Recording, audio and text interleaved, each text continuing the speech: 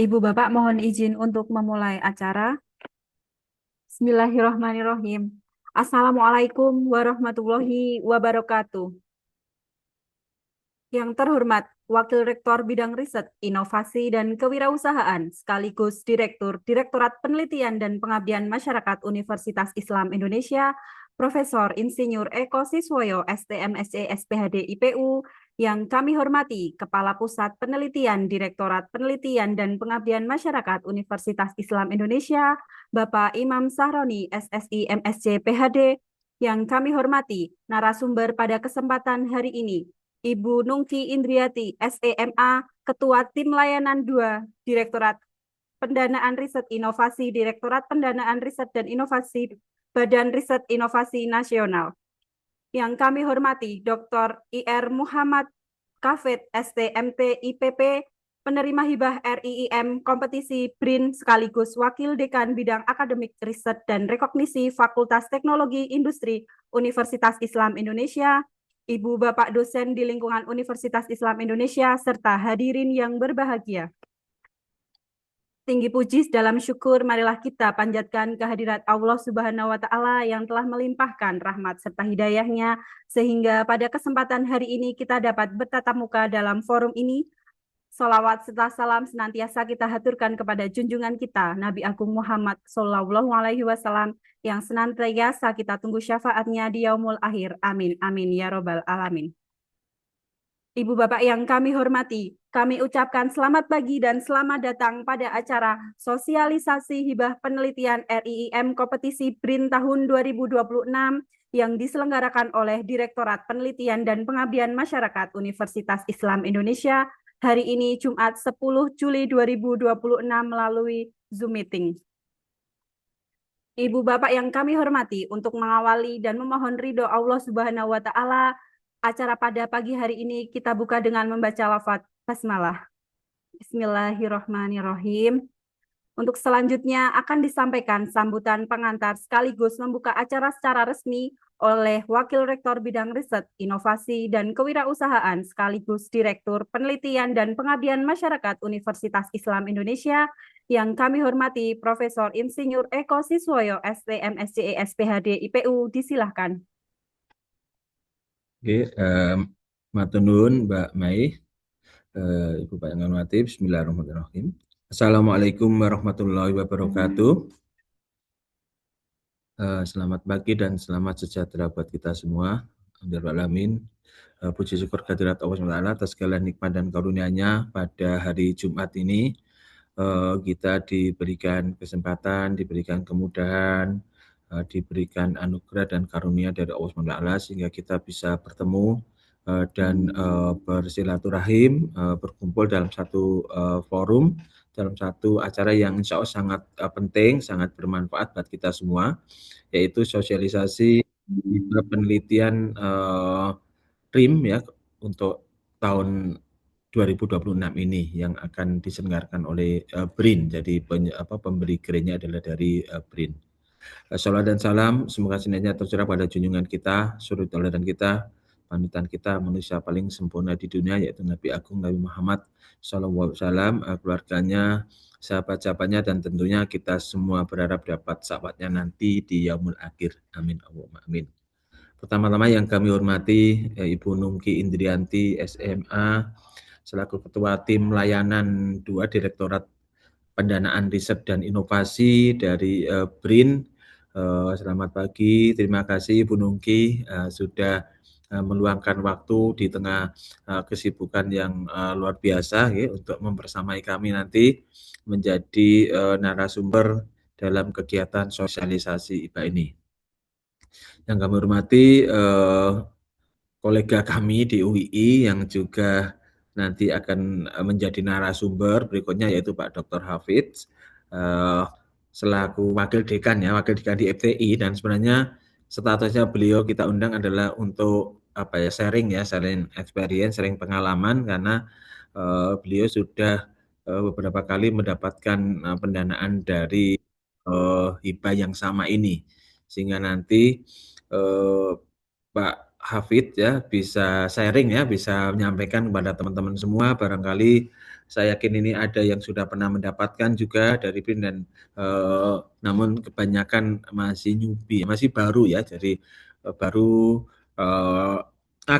baru akan mengajukan proposal atau kemarin sudah mengajukan tapi belum berhasil, atau memang insya Allah akan didanai nanti berikutnya ini, karena nanti sharing ini akan sangat berguna. Jadi Ibu Bapak yang kami hormati, khususnya Ibu Bapak dosen ya, terima kasih sudah meluangkan waktu ya di tengah kesibukan mungkin mengajar dan aktivitas yang lain untuk menghadiri undangan kami ini, khususnya di DPPM ya, ini yang akan menyampaikan berbagai informasi penting terkait dengan hibah RIM ini ya. Nanti sekali lagi kami berharap ya Bu Nungki bisa menyampaikan hal kunci ya, yang menjadi faktor kesuksesan nanti proposal akan dapat didanai, dan juga mungkin bisa menyampaikan informasi terkait kelembagaan di BRIN ya. Karena kita tahu bahwa untuk hibah di BRIN ini harus ada kolaborasi dengan BRIN. Saya sendiri juga pernah mendapatkan ya, tapi sebagai anggota, di mana salah satu timnya ya memang dari teman-teman dari BRIN. Saya dulu udah dapat 2 proposal ya, ini yang dengan dari BRIN ini. Nah, mungkin saya tidak lama-lama ya ini mengantarkan ini, karena yang paling penting adalah nanti penyampaian materi dari Ibu Nungki dan juga dari Pak Hafid ya, terkait bagaimana sekali lagi variabel-variabel apa yang harus dipenuhi agar proposal ini nanti bisa lolos pendanaan ini, dan juga mungkin ada tips ya ini agar teman-teman pengusul nanti akan bisa lolos ya pendanaan, karena kemarin kita pendanaan yang dari DPPM sudah dilakukan yang internal ya, setelah pendanaan eksternal dari Dikti Saintek ya. Dikti Saintek itu yang utama, kemudian kita lanjutkan dengan IBA dari internal DPPM, kemudian ini juga dari BRIN. Kami berharap ini sebagai informasi juga, kami di bidang riset, inovasi, dan kewirausahaan insya Allah nanti akan banyak mengadakan acara semacam ini, untuk bahkan coaching klinik dan sebagainya nanti akan banyak kami lakukan ya di DPPM juga, nanti coba kami siapkan ini ya, insya Allah monggo kalau misalkan mau nanti nyusun proposal dan sebagainya, kita fasilitasi di BPM ya. Yang suka ngopi ini sedang kita upayakan untuk dibelikan coffee maker yang tidak kalah dengan yang ada di kafe lah gitu, sehingga teman-teman nanti bisa sambil nyantai sambil mengikuti menyiapkan proposal atau menulis laporan dan sebagainya. Jadi kita mencoba membuka DPPM ini untuk layanan riset ya, baik penelitian maupun pengabdian masyarakat, baik dari dalam negeri maupun luar negeri. Jadi monggo kita sekali lagi teman-teman, Ibu Bapak dosen, untuk tidak sungkan-sungkan menghubungi kami, menghubungi saya langsung juga monggo gitu, untuk jika ada usulan, ada ide dan sebagainya. Nah, sekali lagi terima kasih, berharap ini masih sedikit yang hadir ya, ini mungkin karena barengan dengan ngajar dan sebagainya. Berharap insya Allah nanti akan bertambah lagi peserta yang hadir ya, ini harapannya. Ini karena baru 50-an orang ya, sementara dosen kita 700-an. Ini menggambarkan memang ya teman-teman yang punya minat meneliti ini memang masih perlu ditingkatkan di UI, dan agak dipaksa ya, agak dipaksa supaya akan maksa diri sendiri ya, karena mungkin saya highlight satu hal ya, jadi Bapak sekalian, salah satu kendala kenaikan jabung, kenaikan KLK, DGB itu lambat itu adalah publikasi, di mana publikasi Q2, Q1 itu nggak mungkin akan terjadi jika data kita jelek. Nah, kita nggak mungkin dapat data yang bagus kalau kita tidak melakukan kegiatan penelitian, khususnya penelitian yang dengan pendanaan yang cukup besar gitu. Karena kalau penelitian internal dari prodi ya yang 10 jutaan, 15 juta, 20 juta, saya pikir untuk bisa tembus Q1 itu bisa, tetapi tidak mudah kan gitu, karena sekali lagi keterbatasan data, novelty dan sebagainya. Demikian mungkin yang bisa kami sampaikan, Ibu Bapak sekalian, mudah-mudahan acara ini nanti berjalan dengan baik. Monggo untuk diikuti dengan aktif Bapak sekalian, untuk nanti tidak sungkan-sungkan bertanya langsung kepada narasumber, dan kami mohon narasumber untuk sekali lagi menyampaikan mungkin trik-trik atau tips ya, Yang penting ya agar proposal itu nanti bisa lolos. Tentunya tetap banyak berdoa kepada Allah SWT sebagai penentu segalanya. Demikian, terima kasih dan dengan mengucapkan Bismillahirrahmanirrahim, acara sosialisasi hibah penelitian tim kompetisi BRIN tahun 2026 ini dengan resmi dibuka. Terima kasih. Bila taufiq wal hidayah. Wassalamualaikum warahmatullahi wabarakatuh. Kembalikan kepada Mbak Mei. Ucapan terima kasih kami sampaikan kepada Profesor Insinyur Eko Siswoyo STMSC SPHD IPU yang telah berkenan memberikan sambutan dan membuka acara secara resmi. Ibu Bapak yang kami hormati, acara selanjutnya yaitu acara inti penyampaian materi. Pada sesi pertama ini akan disampaikan materi oleh Ibu Nungki Indriati SEMA, Ketua Tim Layanan Direktorat Pendanaan Riset dan Inovasi Badan Riset dan Inovasi Nasional. Sebelumnya kami bacakan terlebih dahulu CV singkat beliau.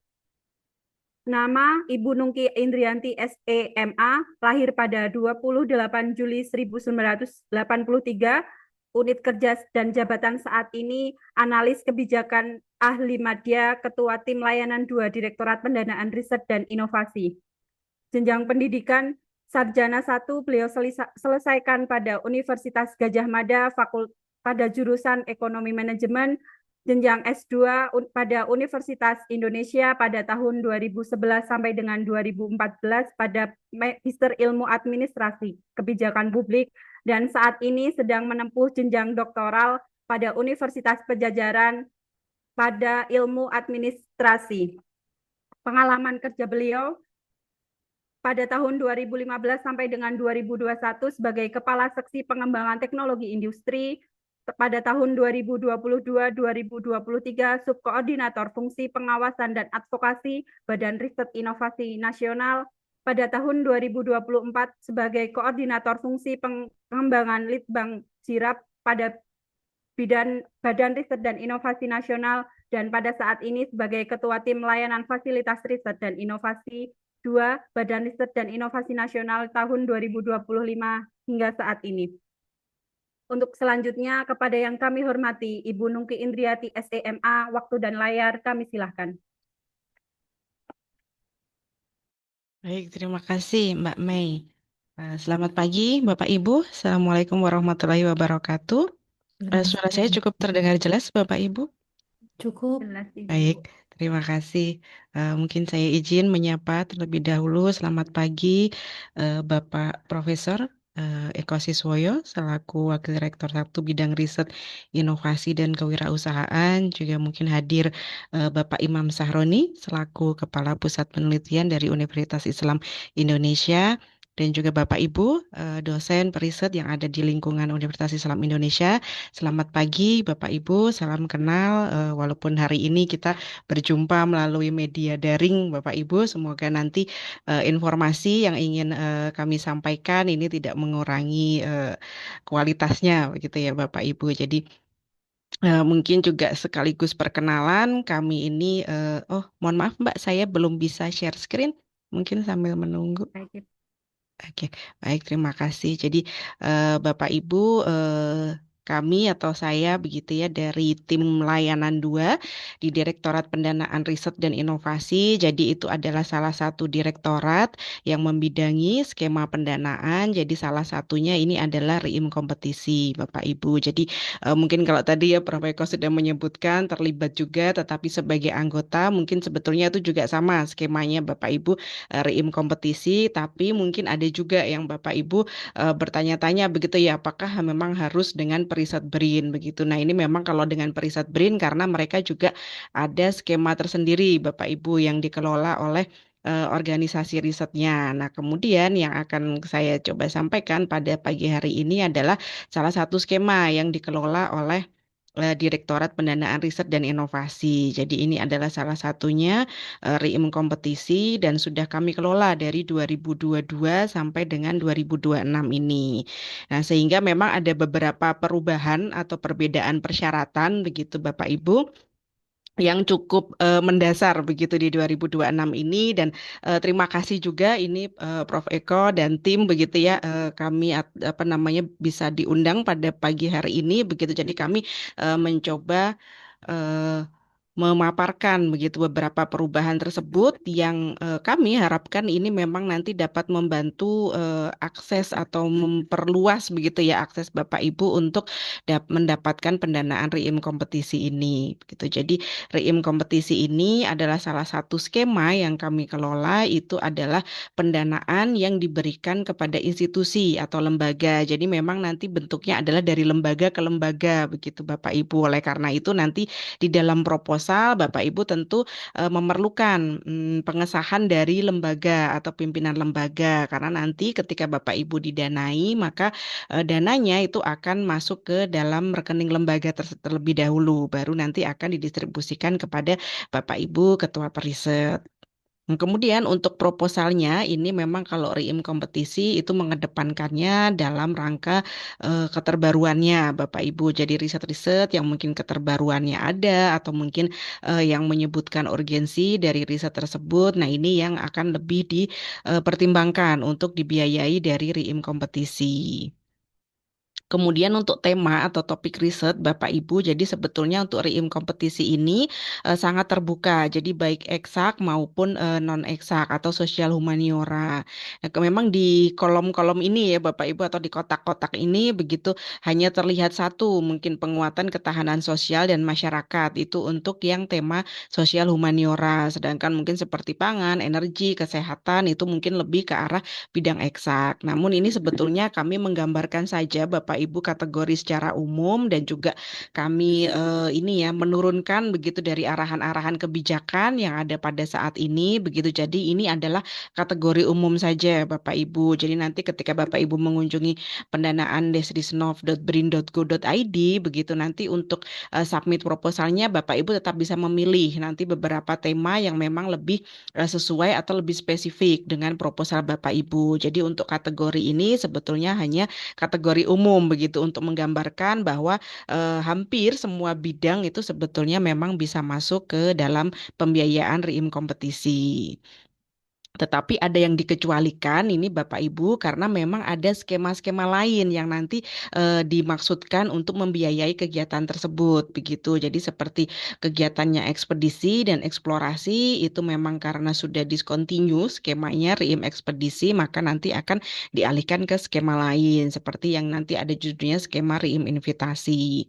Kemudian juga riset yang terkait dengan kelapa sawit ini diharapkan masuknya ke BPD PKS atau BPDP ya Bapak Ibu saat ini, karena itu memang memiliki kerjasama dengan BRIN. Jadi skema tersebut dikhususkan untuk riset-riset yang temanya terkait dengan kelapa sawit dan mungkin juga produk-produk perkebunan lainnya. Kemudian juga untuk uji praklinik, uji klinik, ini mungkin Bapak Ibu terutamanya yang di bidang kesehatan begitu. Nah, ini untuk yang sudah ke arah manusia, Bapak Ibu, ini diharapkan nanti ada skema lain seperti program pengujian teknologi kesehatan. Jadi memang sudah ada skemanya yang sendiri begitu Bapak Ibu. Jadi tidak dimasukkan ke RIIM kompetisi. Demikian juga untuk yang uji validasi, uji mutu, manufaktur itu juga ada skema seperti program pengujian inovasi teknologi.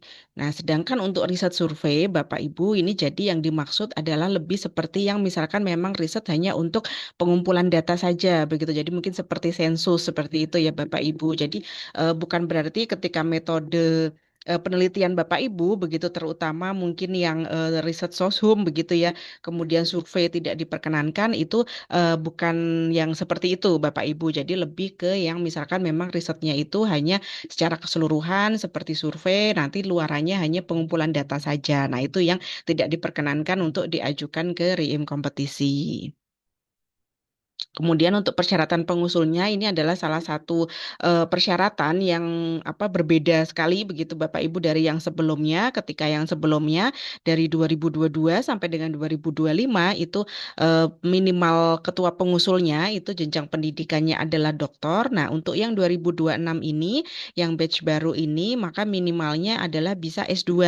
Namun yang tengah menjalani pendidikan jenjang doktor. Nah, ini nanti dibuktikan dengan dua dokumen Bapak Ibu. Jadi yang pertama nanti ada surat rekomendasi dari lembaga asalnya. Jadi berarti di sini adalah dari Universitas Islam Indonesianya bahwa Bapak Ibu masih tetap aktif menjalankan kedinasan terutama kegiatan penelitian, sehingga tidak yang tubel betul-betul tidak ini ya Bapak Ibu melakukan tugas kedinasan. Nah, kemudian dokumen yang keduanya adalah tentu saja pembuktian dari perguruan tinggi yang di mana Bapak Ibu mungkin sedang menjalani pendidikan jenjang doktor tadi, begitu. Jadi bisa surat rekomendasi dari perguruan tingginya tersebut atau mungkin seperti bukti KRS begitu ya Bapak Ibu. Jadi yang menjelaskan bahwa Bapak Ibu juga aktif menjadi mahasiswa doktoral di situ.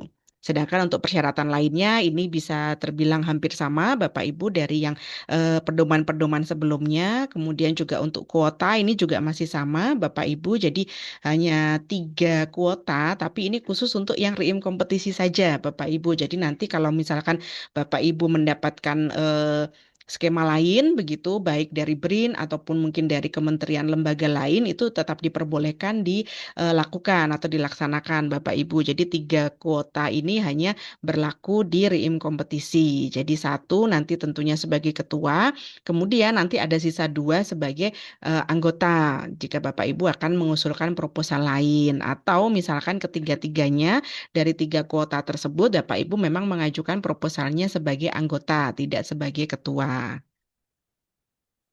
Kemudian ini untuk mekanisme pendanaannya sama Bapak Ibu tadi yang saya sampaikan. Jadi nanti dari lembaga ke lembaga. Jadi nanti dari LPDP itu penyalurannya langsung ke lembaga Bapak Ibu terlebih dahulu. Kemudian baru nanti dari lembaga bisa didistribusikan kepada ketua dan timnya. Jadi di sini BRIN itu lebih di tengah-tengah begitu ya Bapak Ibu. Kami mengelola bersama dengan LPDP. Namun nanti jalur pengirimannya atau transfernya itu dari LPDP langsung ke lembaga Bapak Ibu.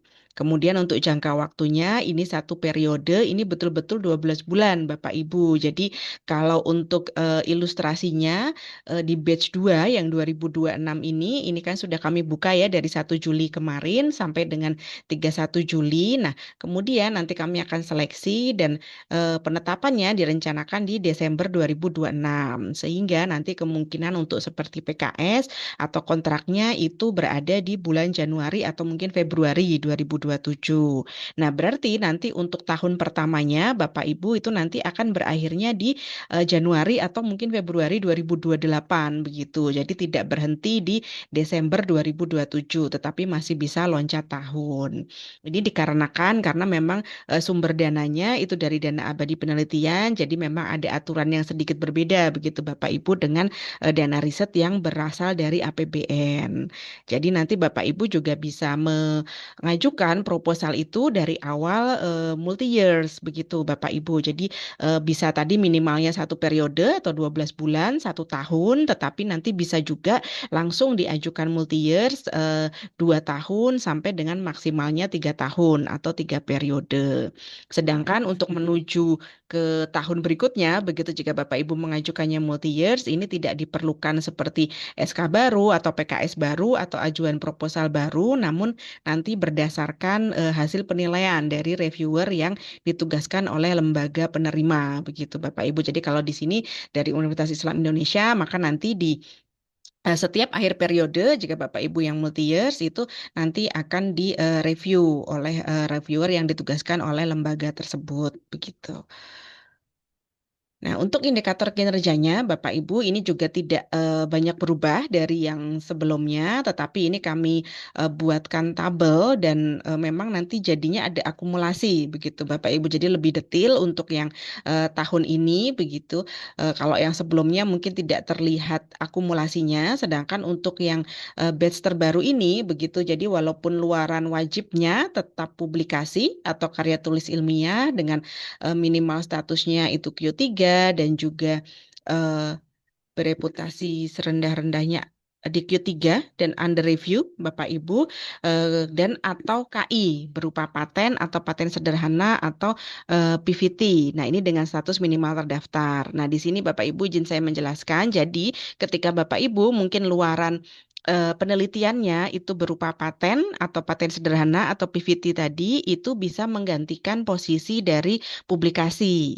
Jadi luarannya Bapak Ibu bisa menjanjikan KI berupa paten atau paten sederhana atau PVT saja tanpa publikasi. Namun ketika KI-nya itu selain paten, jadi mungkin hak cipta atau desain dan sebagainya itu berupa luaran tambahan. Jadi Bapak Ibu nanti tetap mengajukan luaran wajibnya itu adalah publikasi tadi dengan minimal statusnya Q3 dan juga under review. Itu di tahun pertama Bapak Ibu.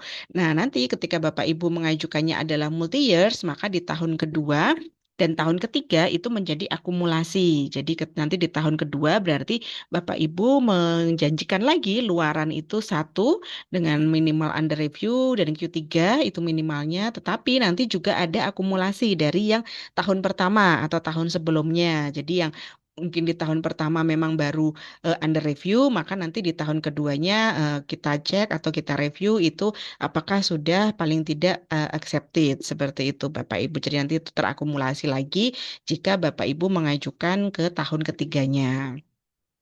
Nah, kemudian ini untuk acknowledgement, Bapak Ibu, ini kami sampaikan di awal begitu karena secara administratif ini ternyata menjadi perhatian besar begitu baik bagi BRIN, LPDP dan juga biasanya nanti ketika ada audit begitu ya Bapak Ibu dari BPK, dari inspektorat dan sebagainya. Jadi acknowledgement ini sudah kami sampaikan ketika sosialisasi bahwa ketika Bapak Ibu nanti drafting publikasi begitu itu sudah mencantumkan acknowledgement bahwa kegiatan riset ini didanai atau didukung oleh BRIN dan LPDP. Jadi ini sebagai reminder dan pengingat Bapak Ibu di awal. Nah, ini sebagai ilustrasi juga Bapak Ibu bahwa sampai dengan 2025 akhir lalu kami sudah menetapkan sampai dengan gelombang 10 dan ini sudah mencapai sekitar 1.300 proyek dengan nilai kontraknya total itu 520 miliar sekian begitu dengan lembaga pendanaannya lembaga penerimanya pun masih semuanya di Pulau Jawa begitu ya Bapak Ibu dan ini Jawanya juga apa namanya tersebar tetapi masih semuanya di Pulau Jawa. Walaupun tadi kami sudah menjangkau juga baik dari barat maupun sampai ke timur. Jadi Papua pun juga sudah ada yang mendapatkan reim kompetisi. Nah, kemudian untuk bidang fokus terbanyak Bapak Ibu ini juga yang ingin kami sampaikan karena ternyata sosial humaniora ini sudah cukup banyak begitu. Jadi nilainya pun atau jumlah proposal yang diajukan dan yang dibiayai itu ternyata semakin meningkat dari tahun ke tahun begitu. Jadi bahkan mengalahkan untuk yang tema pangan, energi seperti itu Bapak Ibu. Jadi walaupun di sosial humaniora mungkin nanti masih ada subtemanya begitu, ada bahasa mungkin atau sastra, hukum, ekonomi gitu dan sebagainya, tetapi jumlahnya pun juga semakin meningkat begitu ya. Ini yang kami ingin sampaikan bahwa memang reim kompetisi ini membiayai untuk hampir semua tema tadi Bapak Ibu. Jadi baik bidang eksak maupun non eksak itu bisa mengakses reim kompetisi. Nah, ini kami sampaikan untuk menerima pendanaan yang dari Universitas Islam Indonesia. Jadi ada Ibu Asih Triastuti dan juga Bapak Muhammad Hafid. Jadi kalau Ibu Asih ini kalau tidak salah masih ongoing, sedangkan yang Pak Hafid ini sudah selesai karena 2 tahun begitu. Nah, sebetulnya ada satu lagi Bapak Ibu begitu yang sudah apa namanya tercatat di SK begitu ya untuk yang gelombang 11. Namun karena SK-nya masih berada di Biro Hukum kami, jadi ini saya izin belum bisa menampilkan begitu untuk penerimanya. Nah, jadi kami harapkan begitu ya Bapak Ibu mungkin nanti dengan sosialisasi ini dan nanti juga mungkin selanjutnya jika Bapak Ibu ingin berdiskusi lebih lanjut mungkin tentang mengenai penyusunan proposal dan sebagainya. Nah, ini kami harapkan juga mungkin bisa semakin banyak begitu jumlah pengaju dan mungkin penerima begitu ya dari Universitas Islam Indonesia. Nah, kemudian komponen berikutnya, Bapak Ibu, ini yang juga perlu diperhatikan dan juga memang mengalami perubahan yang cukup drastis dari tahun-tahun sebelumnya itu adalah mengenai nanti anggarannya, Bapak Ibu. Jadi ketika di tahun-tahun sebelumnya itu komponen pendanaannya hanya satu, biaya langsung non personil, maka di tahun 2026 ini di pedoman yang baru kami juga mengacu Perdirut LPDP, Bapak Ibu. Jadi di Perdirut LPDP ini memungkinkan Bapak Ibu nanti ketika mengajukan proposal dan menyusun anggarannya itu mengaksesnya dengan 3 komponen, Bapak Ibu. Jadi ada biaya langsung personil, biaya langsung non personil dan biaya tidak langsung. Jadi kalau yang sebelumnya betul-betul hanya satu komponen di biaya langsung non personil, maka saat ini menjadi 3 komponen. Nah, ini seperti apa saja begitu Bapak Ibu komponennya?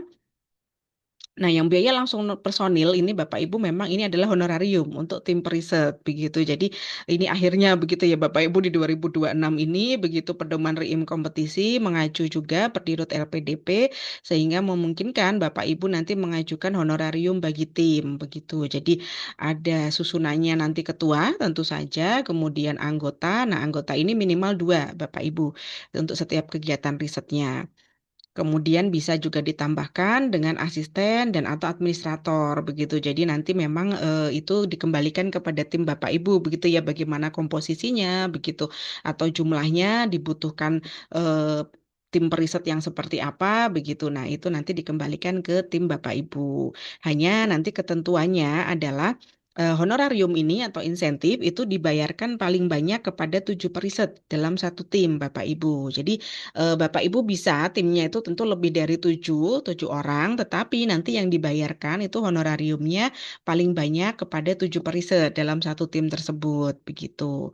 Dan juga nanti hanya dapat menerima honorarium dari satu kegiatan riset yang sumbernya sama. Jadi tadi kalau misalkan Bapak Ibu begitu ya mungkin ada pendanaan juga dari LPDP atau mungkin dari kementerian lembaga lain yang ternyata dan sumber dananya sama dari DAPL, maka itu nanti honorariumnya hanya dapat dipilih salah satu Bapak Ibu dari kegiatan riset tersebut begitu. Jadi pelaksanaan kegiatan risetnya tentu masih bisa, tetapi nanti pengajuan honorariumnya hanya ada di satu kegiatan riset saja.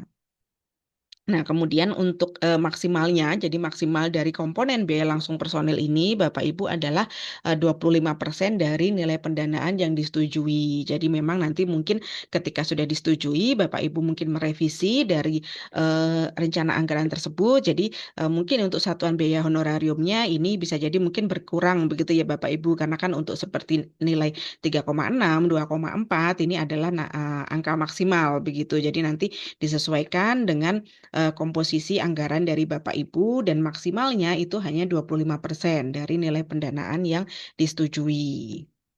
Kemudian untuk komponen yang kedua itu adalah biaya langsung non personilnya Bapak Ibu. Nah, ini yang sama dengan tahun yang lalu. Jadi memang sebelumnya hanya biaya langsung non personil di mana hampir semua untuk kegiatan riset itu berada di komponen ini. Jadi seperti pembelian pengadaan barang, bahan habis pakai, ATK konsumsi ini ya Bapak Ibu ini masuknya ke komponen BLNP ini begitu. Kemudian juga Bapak Ibu yang mungkin ada analisis, ada pengujian atau bahkan mungkin sewa lab begitu karena memang harus di apa namanya mengeluarkan biaya begitu ya untuk sewa alat dan sewa lab. Nah, ini juga bisa masuk ke komponen ini. Kemudian juga perjalanan dinas tapi yang dalam negeri. Kemudian juga ada belanja modal Bapak Ibu. Nah, ini juga belanja modal paling banyak 10% dari nilai pendanaan yang disetujui. Kemudian juga honorarium, ini baik tenaga lapang maupun narasumber yang terkait riset juga dapat dibebankan di komponen tersebut. Seperti penyelenggaraan rapat, FGD, nah ini kan sebelumnya juga mungkin agak kurang eksplisit ya Bapak Ibu. Nah di pedoman yang baru ini Bapak Ibu bisa mengajukan. Kemudian untuk biaya publikasi ini juga sudah dimasukkan Bapak Ibu, namun memang terbatas untuk Bapak Ibu yang nanti submitnya di Q1. Jadi memang tadi minimal luarannya itu adalah Q3. Nah, jadi yang bisa diakses nanti untuk pembiayaannya di BLNP ini adalah untuk biaya submisi yang di Q1 Bapak Ibu. Kemudian juga ada seperti mengikuti seminar, presentasi ilmiah, ini juga bisa Bapak Ibu tetapi yang di dalam negeri atau misalkan Bapak Ibu yang di pendaftaran begitu ya, yang di luar begitu itu juga masih dimungkinkan tetapi nanti untuk perjalanannya dari dan ke lokasi yang berada di wilayah luar Indonesia itu tidak dapat dibebankan di RIIM kompetisi ini. Jadi mungkin Bapak Ibu ada pembiayaan atau dana pendamping lain itu baru bisa memanfaatkan untuk perjalanannya.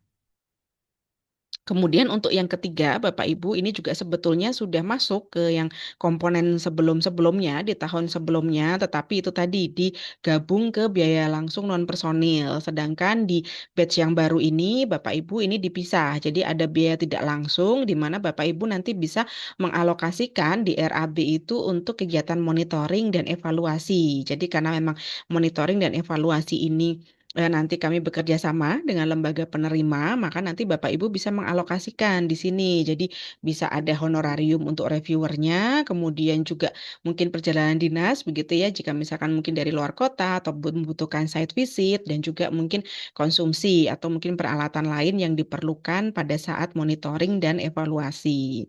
Nah, di sini juga ada maksimalnya Bapak Ibu, jadi 5% dari nilai pendanaan yang disetujui. Jadi tadi ya Bapak Ibu, untuk biaya langsungnya adalah maksimal 25% dan biaya tidak langsung ini maksimalnya 5%, maka untuk yang biaya langsung non personil tadi justru minimalnya adalah 70%. Jadi memang yang sebagian besar itu untuk biaya langsung non personilnya atau untuk yang kegiatan risetnya. Kemudian ini untuk biaya yang tidak diperkenankan, ini kami lebih sebagai reminder saja ya Bapak Ibu, karena memang tadi sudah ada yang biaya diperkenankan. Nah, tentunya seperti institutional atau management fee ini tidak diperbolehkan. Kemudian juga perjalanan dinas luar negeri. Kemudian untuk paten, tetapi ini yang berasal dari BRIN, karena memang kalau dari BRIN itu sudah ada direktorat yang mendaftarkan atau mengelola KI-nya. Kemudian juga mungkin hal-hal yang tidak mendapatkan persetujuan begitu Bapak Ibu dari PMO atau dari penyelenggara skema ini. Nah, ini untuk timelinenya Bapak Ibu. Jadi kami sudah membuka, tadi kami sampaikan dari 1 Juli nanti sampai dengan 31 Juli 2359 begitu. Dan nanti Bapak Ibu mulai bisa mengunjungi untuk websitenya pendanaan-desrisnov.brin.go.id. Nanti Bapak Ibu mencari yang menu RIIM kompetisi. Nah, di situ nanti juga sudah ada pedomannya, kemudian juga template-nya. Nah, ini kami sudah sampaikan di dalam website tersebut.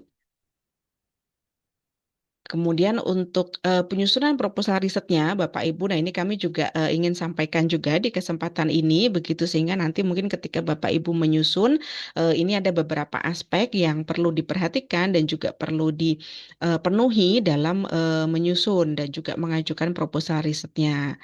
Jadi yang pertama itu tentunya nanti di aspek administratif, Bapak Ibu. Jadi ini juga hampir mengulang begitu ya dari apa yang tadi kami sampaikan. Jadi seperti keanggotaan tim, begitu Bapak Ibu, tentunya 1 orang ketua, kemudian minimalnya tadi 2 orang anggota, kemudian 2 orang anggota ini minimalnya pendidikannya S1. Nah, ini maksimalnya bisa sampai 15 orang anggota, Bapak Ibu. Jadi nanti Bapak Ibu yang sebagai anggota pun juga perlu membuat akun di website pendanaan, karena nanti Bapak Ibu perlu untuk melakukan approval terhadap proposal yang nanti di-tagging di nama Bapak Ibu begitu. Nah, kemudian untuk honornya tadi mengulang Bapak Ibu, ini maksimalnya hanya dibayarkan ke 7 orang dalam satu tim tersebut.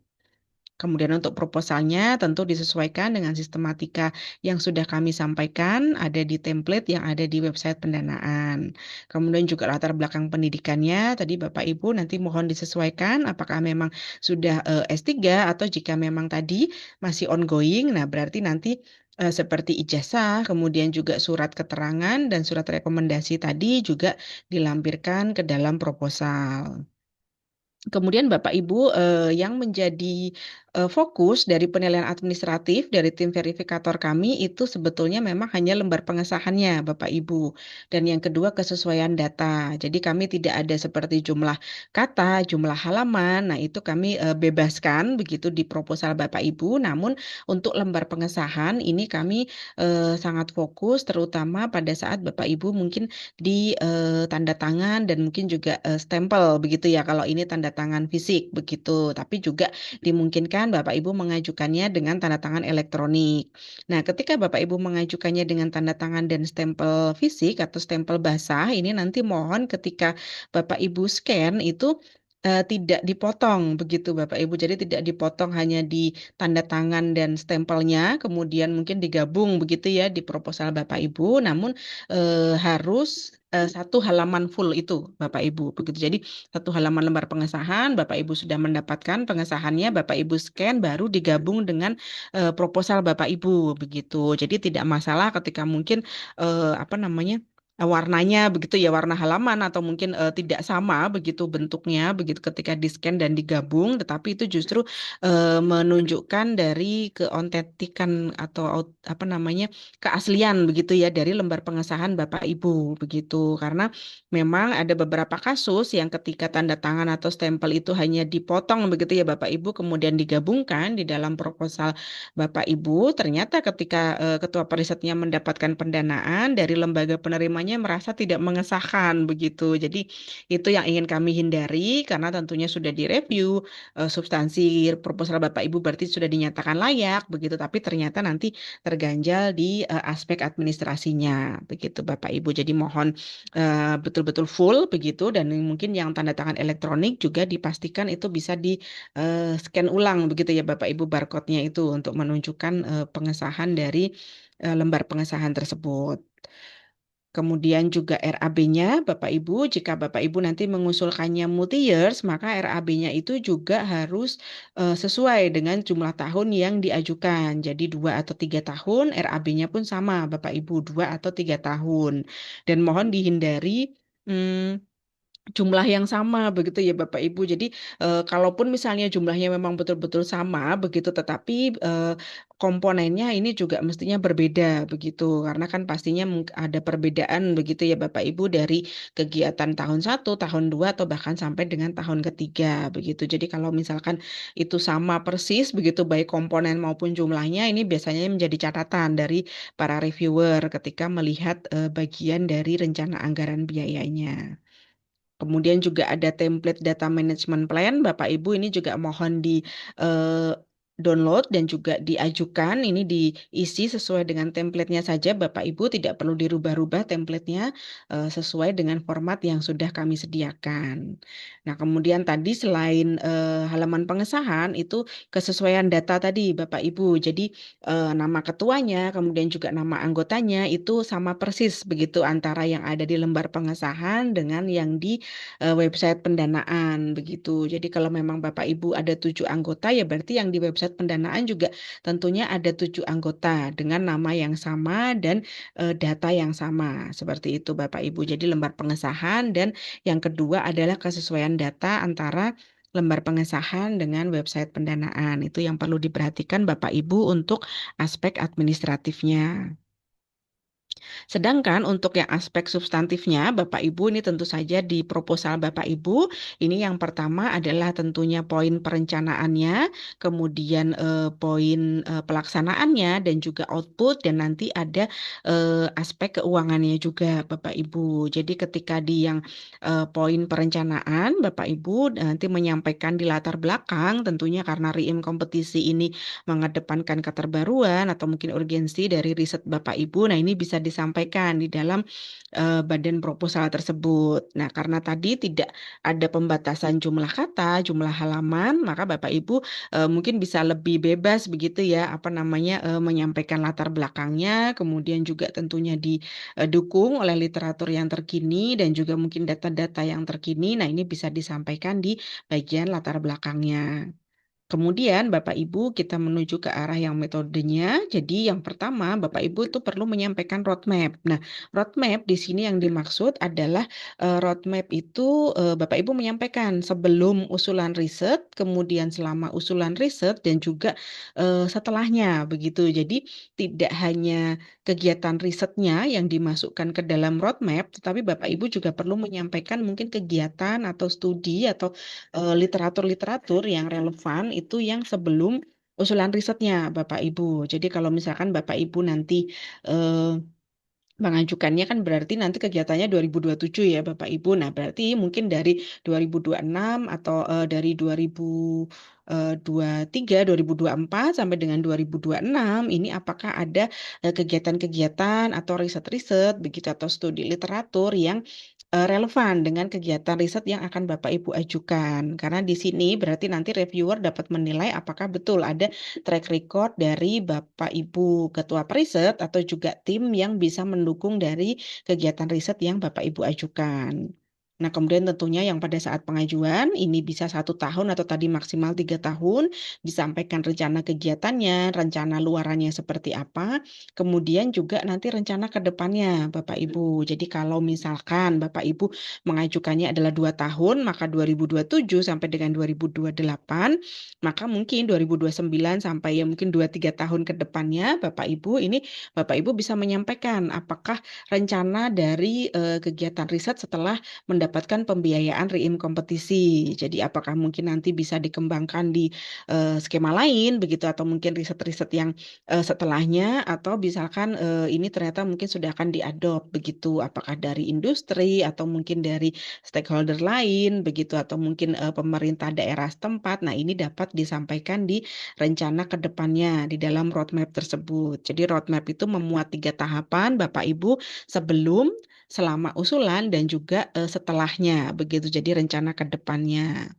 Kemudian tidak lupa tentunya metodenya Bapak Ibu. Jadi di sini mohon disampaikan dengan sangat rinci. Jadi kalau misalkan mungkin Bapak Ibu yang bidang eksak itu mungkin ada analisis, ada pengujian di lab apa gitu dan seperti apa kegiatannya ini bisa disampaikan. Jadi baik nanti tahun pertama atau tahun kedua bahkan sampai dengan tahun ketiga. Nah, demikian juga mungkin Bapak Ibu yang risetnya soshum, mungkin yang lebih banyak pengumpulan data seperti survei begitu ya atau interview ini juga mohon disampaikan dengan sangat rinci Bapak Ibu. Jadi ketika pelaksanaan atau implementasi ini tentunya pasti ada perubahan, tetapi pada saat perencanaan di sini Bapak Ibu mungkin bisa sudah bisa menyampaikan apakah mungkin Bapak Ibu akan ke lokasi di mana saja begitu, kemudian juga membutuhkan berapa orang dalam timnya, kemudian juga misalkan interview itu apakah dengan narasumber apa gitu dari mana. Nah, ini juga sudah mulai bisa dipetakan atau disampaikan di dalam proposal tersebut. Karena ini nanti akan inline dengan ajuan anggaran yang Bapak Ibu sampaikan begitu. Jadi misalkan Bapak Ibu mau analisis apa, pengujian apa, mungkin juga di lab apa. Nah, ini kan pastinya tergambar di dalam rencana anggarannya atau mungkin survei ke lokasi tertentu, berapa lokasi, 5 lokasi kah atau 4 atau bahkan 10 lokasi begitu. Kemudian juga narasumbernya dari mana saja begitu. Nah, ini nanti pasti akan tergambar baik di proposal maupun di rencana anggarannya. Jadi betul-betul sama Bapak Ibu yang nanti disampaikan di proposal itu sama dengan yang disampaikan di rincian anggarannya. Kemudian untuk outputnya, Bapak Ibu nanti di template yang kami sediakan itu sudah ada bentuk tabel. Nah, ini nanti disesuaikan, diikuti saja Bapak Ibu. Jadi tabelnya mungkin tahun pertama, tahun kedua, sampai dengan tahun ketiga ini outputnya apa saja begitu. Karena tadi kan luaran wajibnya publikasi atau mungkin ada patennya begitu. Nah, mungkin nanti disebutkan juga apakah ada luaran tambahannya di tahun ke-1 bahkan sampai dengan tahun ketiga tadi. Nah, kemudian Bapak Ibu di sini juga kami sampaikan bahwa reviewer tidak melihat bahwa ketika Bapak Ibu menjanjikan jumlah output itu lebih banyak begitu ya dari yang dipersyaratkan minimal, maka itu menjadi nilai lebih, itu penilaian dari reviewer tidak seperti itu begitu. Jadi nanti reviewer melihatnya adalah justru keseluruhan dari proposal tersebut, apakah dari perencanaan itu nanti sudah sesuai dengan yang dari pelaksanaannya, kemudian juga apakah nanti dari kompetensi timnya dan jangka waktu dan rencana anggaran yang Bapak Ibu ajukan ini realistis begitu dengan output yang nanti akan dikeluarkan begitu. Jadi kalaupun nanti Bapak Ibu menjanjikan mungkin jumlah KTI-nya lebih dari 1 begitu ya, tetapi mungkin reviewer melihat bahwa kompetensi timnya sepertinya belum mendukung begitu atau mungkin anggarannya terlihat tidak sama begitu dengan yang disampaikan di dalam proposal. Nah, ini lebih catatannya seperti itu, Bapak Ibu. Jadi tidak berarti ketika jumlahnya lebih banyak maka menjadi poin yang lebih tinggi itu tidak seperti itu untuk penilaian dari output. Kemudian untuk tim perisetnya, Bapak Ibu, jadi walaupun persentasenya terlihat kecil, Bapak Ibu, tetapi di sini reviewer pasti akan menggabungkannya dengan perencanaan. Karena tentunya ketika Bapak Ibu mungkin sudah mulai merencanakan begitu ya, saya mau mengajukan kegiatan riset dengan tema A begitu. Nah, kan pasti Bapak Ibu ini ya apa namanya memikirkan begitu timnya ini siapa saja begitu, kompetensinya sesuai atau tidak begitu. Nah, ini adalah bagian dari perencanaan risetnya Bapak Ibu begitu. Tentunya nanti dilampirkan baik CV maupun track record dari ketua dan juga anggota. Jadi anggota ini juga harus dilampirkan.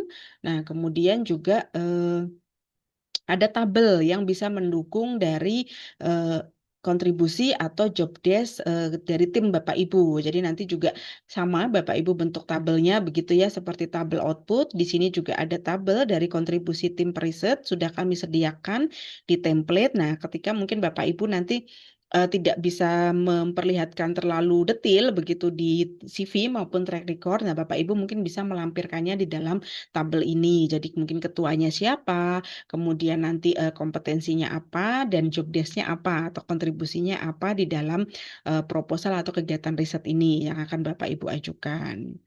Kemudian untuk penilaian RAB-nya, walaupun memang untuk reviewer itu tidak terlalu rinci begitu ya Bapak Ibu. Jadi yang pertama tadi memperhatikan kesesuaian dari kegiatan yang Bapak Ibu sampaikan di dalam proposal. Kemudian juga RAB ini dibuatnya secara rinci Bapak Ibu. Jadi tidak ada dalam bentuk paket kecuali memang mungkin sewa peralatan yang satu alat begitu ya Bapak Ibu. Tapi kalau misalkan pembeliannya itu adalah memang ada komponen-komponennya, nah ini maka perlu di breakdown atau dirinci dari alat-alat tersebut begitu. Jadi tidak berupa paket yang secara keseluruhan begitu Bapak Ibu. Kemudian juga ini yang selalu kami sampaikan Bapak Ibu karena dana abadi ini ternyata masih terkena pajak begitu Bapak Ibu. Jadi dari Kementerian Keuangannya itu ternyata masih ada pajak dan PPN dan PPh begitu. Jadi Bapak Ibu nanti perlu mungkin yang pertama cek dulu begitu ya Bapak Ibu ini status lembaga Bapak Ibu ini apa, apakah PKP atau tidak begitu. Karena kalau misalkan PKP itu berarti nanti akan terkena PPN dan juga PPh. Jadi di awal itu Bapak Ibu langsung terkena potongan pajaknya dari LPDP. Jadi yang ditransfer ke lembaga Bapak Ibu itu sudah dalam nilai yang bersih begitu. Nah, sehingga Bapak Ibu kami menyampaikan ketika Bapak Ibu menyusun RAB, maka ini perlu memperhitungkan potongan pajak tersebut begitu. Jadi kalau misalkan yang sudah mungkin ATK atau mungkin ya tadi ya pembelian komponen dan sebagainya itu sebisa mungkin sudah dimasukkan perkiraan bahwa akan ada pajak yang terpotong di awal sehingga ketika Bapak Ibu nanti mendapatkan dana riset dan ditransfer dari LPDP maka potongan pajaknya itu tidak terlalu mengurangi dari rencana kegiatan riset Bapak Ibu begitu. Nah, ini yang perlu kami sampaikan di awal karena terkadang Bapak Ibu mungkin memang betul-betul sesuai begitu ya, tetapi lupa bahwa ternyata dana abadi ini itu masih terkena pajak Bapak Ibu. Jadi ini yang apa namanya kami sampaikan di awal itu sudah harus memperhitungkan bahwa akan ada potongan pajak di awal. Nah, ini untuk kesalahan umum tadi Bapak Ibu mungkin merangkum ya sebetulnya dari apa yang saya sampaikan baik aspek administratif maupun aspek substansi tadi begitu. Jadi ini nanti saya bisa sampaikan slide-nya, nanti bisa dibaca ulang Bapak Ibu. Jadi yang pasti karena ini juga sudah mulai dibuka begitu ya oleh kami skemanya. Jadi mohon mungkin Bapak Ibu mulai membuat akun bagi yang belum begitu atau mungkin mengecek ulang begitu yang sudah memiliki akun karena Bapak Ibu jika misalkan lupa begitu itu lebih baik memilih yang forgot password begitu. Jadi lupa password tetapi tidak membuat akun baru karena kalau membuat akun baru itu datanya tidak bisa langsung di merge di website pendanaan dan malah membutuhkan waktu beberapa hari begitu untuk pusdatin kami itu ini ya apa menggabungkan data itu dari yang awal kemudian yang baru. Jadi nanti mohon Bapak Ibu dicek ulang jika memang sudah memiliki akun itu dan lupa itu lebih baik Bapak Ibu mungkin menanyakan usernya apa begitu ya atau juga jika passwordnya yang salah ini lebih baik memilih opsi lupa password begitu Bapak Ibu. Jadi mungkin dari awal itu sudah mulai dilengkapi data-datanya sehingga nanti tadi itu sama baik data yang ada di website pendanaan maupun yang ada di lembar pengesahan atau yang ada di dalam proposal. Nah, Ini untuk contohnya saja Bapak Ibu, jadi seperti tadi ya untuk yang review administrasi Bapak Ibu, jadi template-nya diikuti dari yang kami sampaikan, kemudian untuk pengusulnya tadi Bapak Ibu, nah ini kan terlihatnya kan cukup berbeda begitu ya ketika di pengusulnya ada 3 nama, ketua, kemudian juga anggotanya 2, maka seharusnya nanti data pada website ini juga ketuanya 1 dan anggotanya 2. Nah ini juga nanti menjadi catatan dari reviewer ketika yang ada di lembar pengesahan itu berbeda dengan yang di website pendanaan.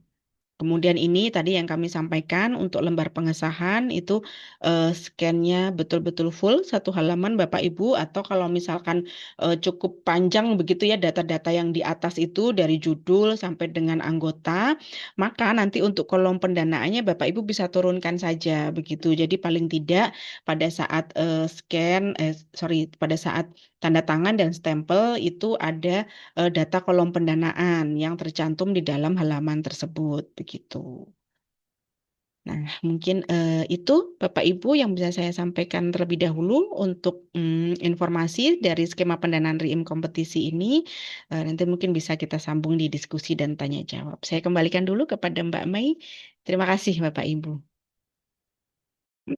Terima kasih kami ucapkan kepada Ibu Nunggi Indriati, SEMA yang telah menyampaikan materi secara jelas dan komprehensif.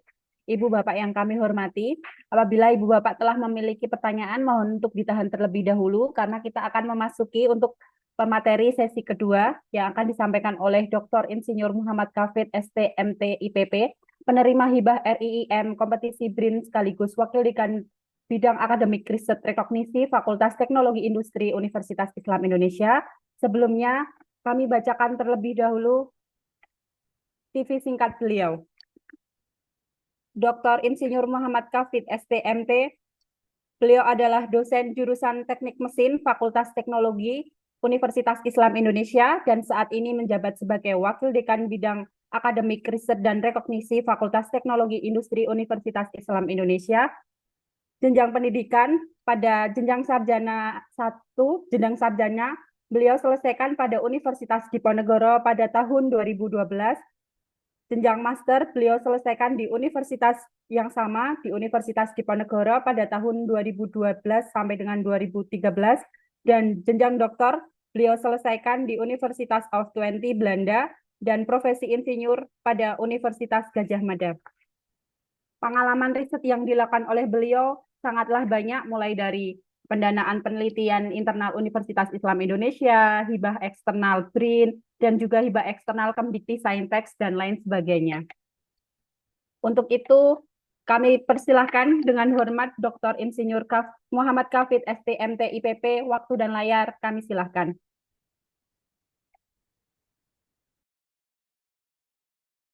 Baik, terima kasih Mbak Mei. Saya izin share screen dulu.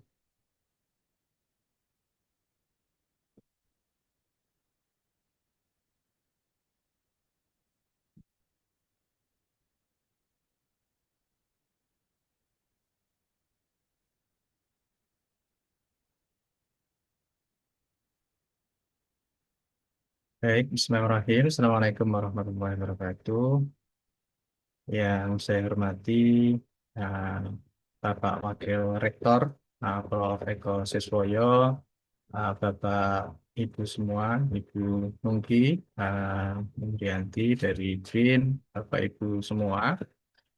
Izin ini saya sedikit sharing. Ini saya agak grogi nih, banyak senior, banyak profesor-profesor gitu yang hadir pada kesempatan siang hari ini. Saya takutnya nih apa nguyai segoro gitu ya, atau menggarami laut gitu. Saya takutnya sepanjang itu. Jadi mohon maaf mungkin nanti beberapa hal mungkin sudah sangat sangat dipahami oleh Bapak Ibu sekalian, tapi mungkin ada juga di sini yang belum gitu, sehingga nanti akan saya sampaikan gitu. Kalau apa yang saya sampaikan kok ternyata terlalu biasa, terlalu umum gitu, saya mohon maaf yang sebesar-besarnya.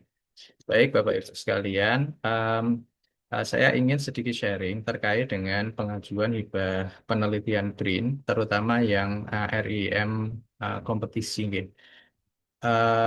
ya ada 4 hal gitu yang akan saya sampaikan pada kesempatan kali ini. Walaupun intinya ada di poin 4 gitu, terkait dengan hibah penelitian BRIN gitu, tapi saya ingin menyampaikan juga beberapa hal terkait penelitian dan hibah, kemudian terkait dengan roadmap penelitian gitu. Semoga ada manfaatnya, terutama uh, yang masih muda gitu. Kalau yang Bapak Ibu senior saya kira sudah paham semua dan sudah mengaplikasikan selama ini. Baik, Bapak Ibu sekalian, saya ingin disclaimer dulu ya, atau objektif dulu ya. Jadi tujuan saya menyampaikan apa, sharing pada kesempatan pagi atau sampai siang hari ini itu saya ingin berbagi pengalaman ya, dalam menyusun proposal penelitian, khususnya hibah penelitian RIIM kompetisi BRIN gitu. Itu yang pernah saya lakukan beberapa 2 tahun yang lalu, nih, 2 tahun yang lalu. Dan disclaimer-nya tentu yang berbicara belum belum tentu lebih mengetahui daripada yang mendengarkan gitu, sehingga kita sifatnya sharing mawon gitu gitu. Uh, dan yang saya tulis di sini ini juga berdasarkan pengalaman pribadi penulis ya, yang mungkin berbeda antara satu dan yang lain gitu gitu. Mungkin antara saya dengan Bapak Ibu yang lain itu mungkin berbeda. Tapi nanti monggo kira-kira bisa diambil atau tidak gitu nih. Ini beberapa pengalaman yang relevan Bapak Ibu terkait hibah. Ya, Alhamdulillah untuk salah satu yang saya dapatkan itu hibah penelitian BRIN dari 2023 sampai 2025 kemarin. Eh, saya bekerja sama dengan beberapa institusi, ada 4 institusi yang bekerja sama dalam penelitian kami saat itu, yaitu dengan Universitas Diponegoro, kemudian dengan BRIN, khususnya di pusat pusat ya, yang polimer ya itu ya, jadi pusat pusat apa namanya ya, pusat riset nih, pusat riset polimer, kemudian UNES, kemudian Poltekkes Solo gitu. Jadi total ada 5 institusi yang bersama-sama itu mengajukan proposal RIM kompetisi tahun 2023, dan saat itu memang kami uh, mengirim untuk 2 tahun gitu nggih, sehingga sudah selesai di tahun 2025. Baik, Bapak Ibu, saya ingin agak mundur sebelumnya gitu ya, terkait dengan penelitian dan hibah penelitian. Ini kalau menurut saya pribadi, Bapak Ibu, jadi sebenarnya proposal penelitian yang saat ini kita bahas gitu, nggih, itu sebenarnya adalah bagian dari siklus gitu. Jadi kan kita melakukan mengajukan proposal, dapat dana, melaksanakan penelitian, ada dampak dan publikasi gitu. Kita dapat rekam jejak, dari rekam jejak itu kemudian kita bisa uh, apa namanya mengirimkan proposal penelitian lagi kan gitu. Tadi Ibu Nungki sudah banyak sekali menyampaikan, dan salah satu hal yang penting dalam proposal itu kan rekam jejak gitu. Nah, sekarang permasalahannya Bapak Ibu, kalau ini kan seperti apa nggih, lingkaran gitu, seperti lingkaran. Kita mulainya dari mana? Karena ini saling-saling terkait gitu. Jadi kalau Bapak Ibu sekarang misalkan mengajukan proposal, tapi kok belum ada rekam jejak, kan sulit gitu nggih. Karena proposal penelitian, apalagi yang penelitian eksternal gitu, itu kan butuh rekam jejak. Biasanya, ya ini biasanya akan jadi poin penting ya dalam proposal penelitian yang bisa didanai gitu. Sangat jarang proposal penelitian eksternal itu mendanai penelitian yang benar-benar baru gitu ya. Tidak ada preliminary research-nya, itu sangat jarang gitu. Bahkan mungkin tidak ada untuk yang eksternal gitu. Atau mungkin ada kayak penelitian pemula gitu, mungkin ada nggih. Nah, itu mungkin stepnya. Tapi kalau di rim kompetisi nampaknya rekam jejak ini menjadi penting. Nah, rekam jejak itu apa? Ya dari apa nggih? Publikasi yang paling gampang nggih, publikasi, kemudian mungkin paten dan sebagainya gitu kan. Pelaksanaan penelitian dengan ya kita salah satu keuntungannya kalau kita ngobrol dengan beberapa peneliti BRIN, itu salah satu apa nggih, privilege kita sebagai dosen itu kita punya dalam tanda kutip pasukan nggih. Jadi kita ada mahasiswa yang kemudian bisa membantu penelitian-penelitian kita gitu. Kita ada fasilitas di lab dan sebagainya. Nah, tapi penelitian atau pelaksanaan penelitian kan itu juga butuh pendanaan kayak gitu. Nah, hibah butuh proposal. Tapi proposal butuh rekam jejak sehingga Bapak Ibu ini kan agak agak bingung sebenarnya kita nanti atau terutama yang di penelitian tersebut itu masih belum ada banyak rekam jejak kayak gitu. Nah, itu nanti dimulainya dari mana kayak gitu. Nah, itu itu satu hal gitu ya. Nah, kalau hari ini itu kan kita akan membahas tips dan trik penyusunan proposal gitu kan. Tips dan trik penyusunan proposal gitu. Yang di di salah satu poin pentingnya penyusunan proposal itu butuh rekam jejak kayak gitu. Nah, sehingga kan kita kadang bingung ini mulainya dari mana kayak gitu. Kalau Bapak Ibu yang sudah punya rekam jejak ini sudah tidak ada jadi masalah sebenarnya kayak gitu. Karena eh, apa namanya kalau sudah ada rekam jejak penelitian yang panjang, saya kira itu tidak ada masalah sama sekali lah kayak gitu. Nah, ini untuk Bapak Ibu yang mungkin eh, belum ada rekam jejak yang kuat gitu, yang mungkin masih S2 kayak gitu, eh, tentu bisa menambah rekam jejak itu dengan S3 dulu ya dengan pembimbing yang punya rekam jejak yang bagus juga dalam publikasi sehingga nanti akan masuk di publikasi bersama pembimbing, akhirnya punya rekam jejak, akhirnya kemudian bisa mengajukan proposal kayak gitu. Ah, jadi memang kalau bagi ini ada beberapa kemarin saya diskusi juga dengan teman-teman dari FTI itu ada yang sedang lulus S3 kayak gitu. Nah, sebenarnya sudah punya modal rekam jejak selama S3. Nah, ini saatnya apa ya berjuang di dunia yang nyata gitu ya untuk mengajukan proposal dan seterusnya. Bisa juga bergabung dengan dosen lain yang punya rekam jejak dan penelitian yang bagus gitu. Sehingga kalau memang belum punya rekam jejak, maka salah satu opsinya adalah gabung dengan dosen lain yang memang sudah punya rekam jejak, kemudian nanti publikasi bersama dan seterusnya.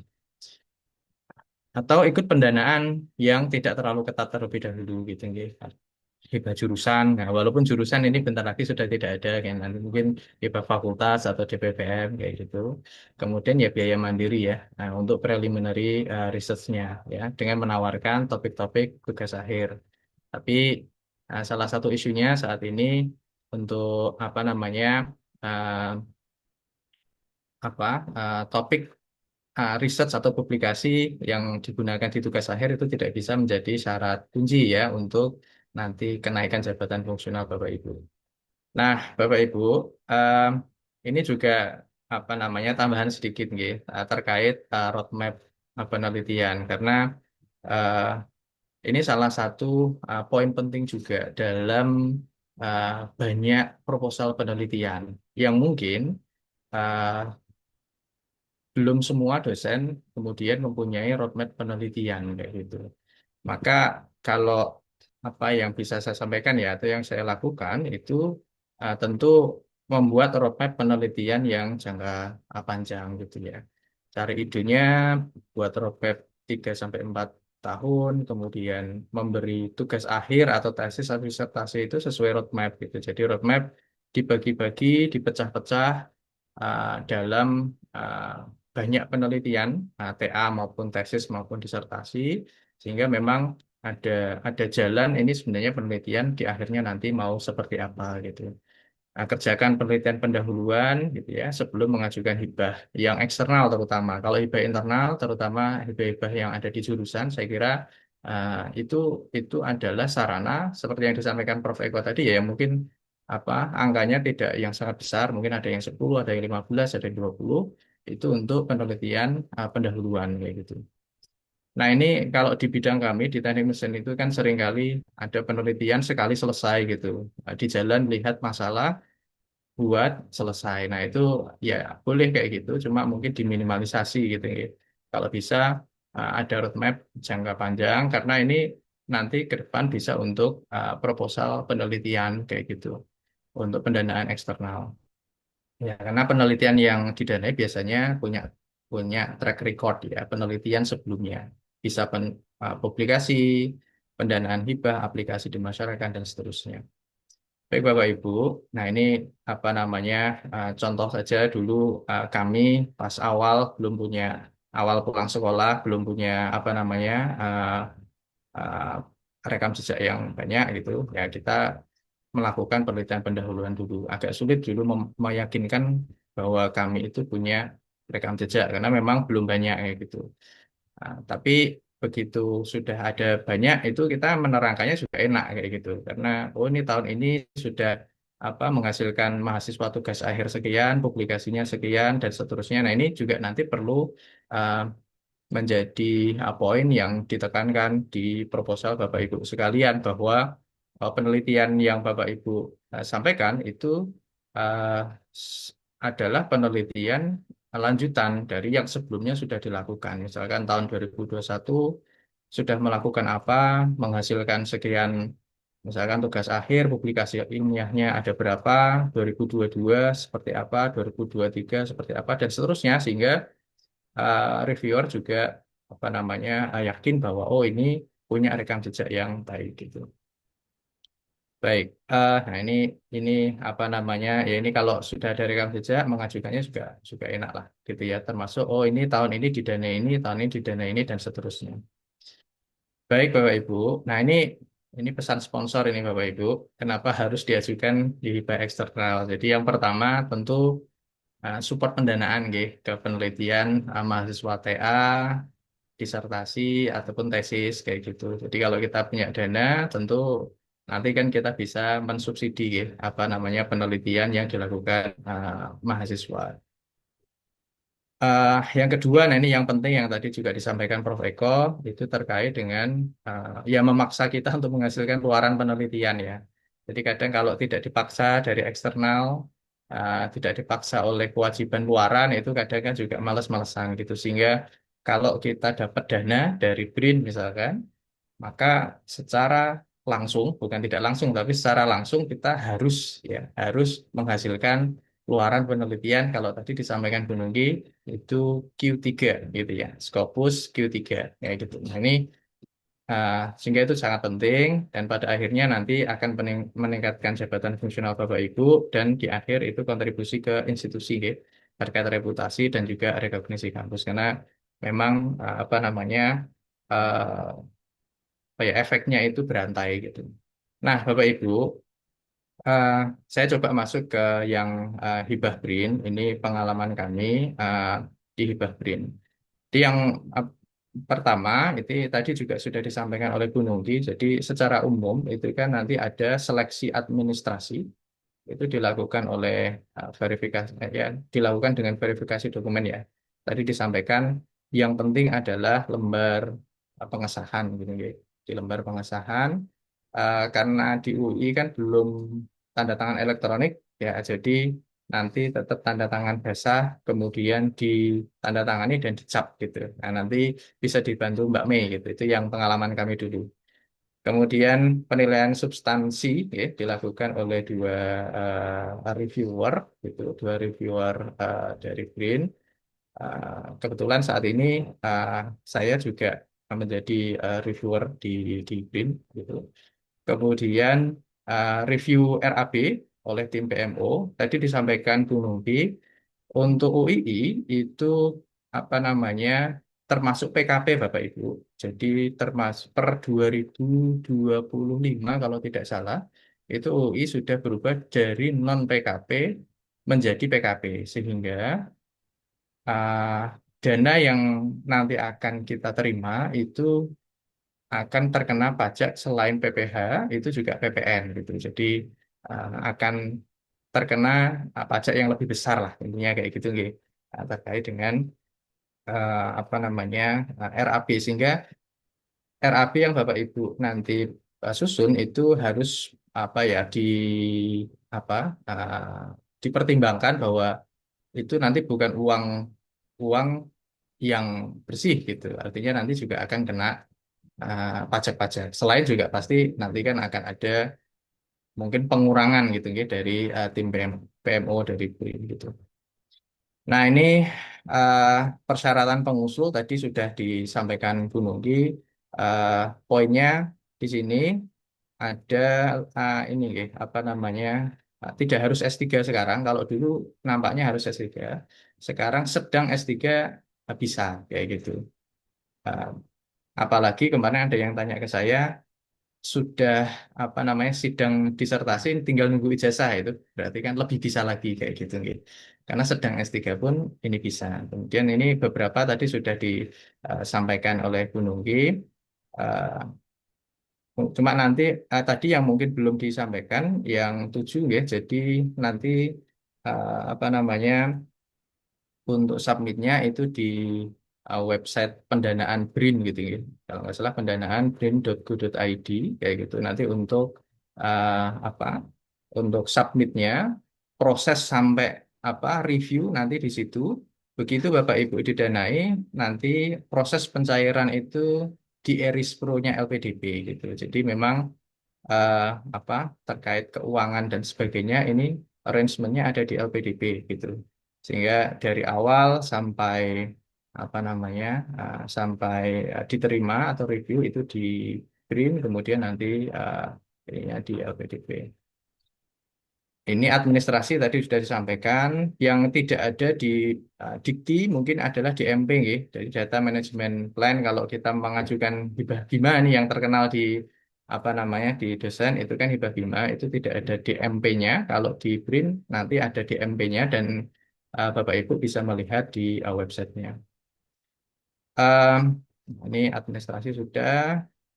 Kemudian proposal, nah ini Bapak Ibu, yang membedakan adalah kalau kita di riset Bima itu kan ada template-nya, gitu.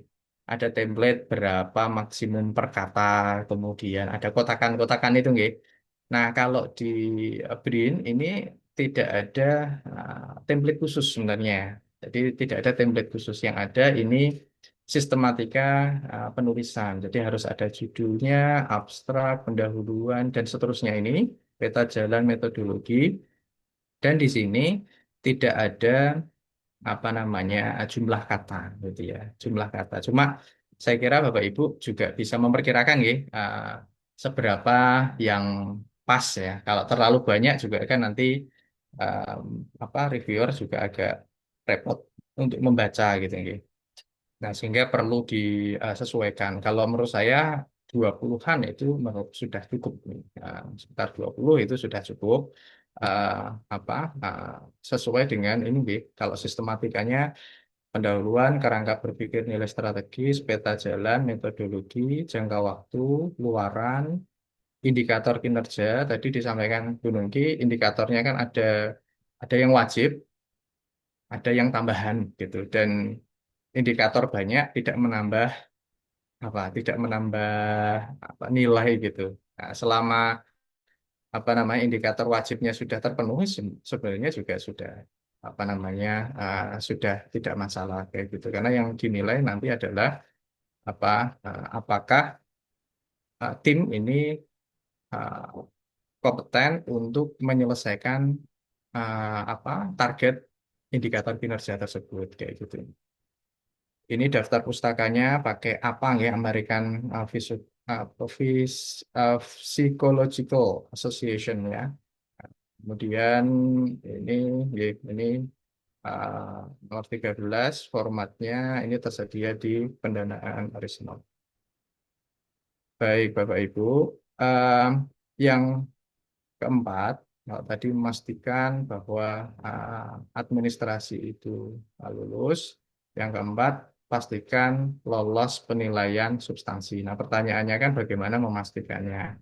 Nah, ini kita harus mempelajari rubrik, Bapak Ibu. Nah, kita kalau dosen itu kan terbiasa dengan rubrik ya. Gimana cara lulus ya, rubriknya gimana kayak gitu. Karena kan kita harus membayangkan bagaimana sih nanti reviewer itu akan menilai gitu. Reviewer kan menilai berdasarkan apa yang ada di rubrik ya. Pasti apa yang ada di sistem itu kan reviewer akan apa namanya mengecek gitu ya. Oh ini iya ini enggak dan seterusnya kayak gitu. Dan itu kan berdasarkan rubrik. Nah, kalau Bapak Ibu saya yakin di sini ya, dan saya tahu banyak Bapak Ibu yang juga jadi apa di di Dikti ya, reviewer di Dikti itu kan apa di panduannya itu cukup detail ya untuk rubriknya. Ini kalau yang di Bima ini Bapak Ibu, bukan yang di BRIN. Jadi ada metode, kemudian apa bobotnya berapa, ada rubrik skornya gitu ya, 1, 2, 3, 4 kayak gitu. Ini kalau di Dikti itu cukup cukup detail gitu.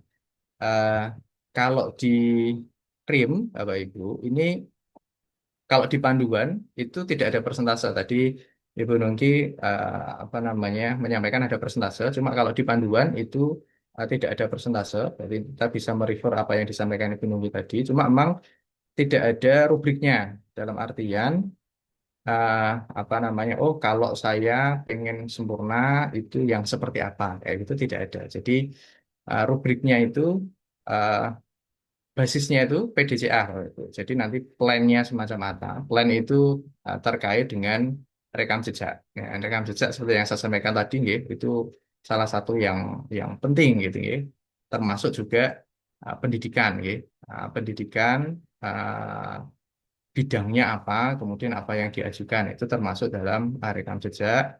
Kemudian latar belakang, permasalahan riset, ya, kemudian peta jalan riset, ya, dan seterusnya. Oke. Ini rubrik. Nah, ini bisa kita uraikan, Bapak Ibu, tiap poinnya. Kalau kita uraikan, itu kurang lebih kayak gini. Jadi, apa namanya, ini sebenarnya mirip dengan penelitian, kalau Bapak Ibu pernah, atau kemarin submit di penelitian BPDP ini. Jadi, kalau dulu namanya Grand Riset Sawit, itu penilaiannya itu hanya ya atau tidak gitu. Kalau iya itu 4, kalau tidak itu 1 gitu. Kalau di dikti itu kan 1, 2, 3, 4 gitu nih. Ada apa namanya? Ada range-nya 1, 2, 3, 4.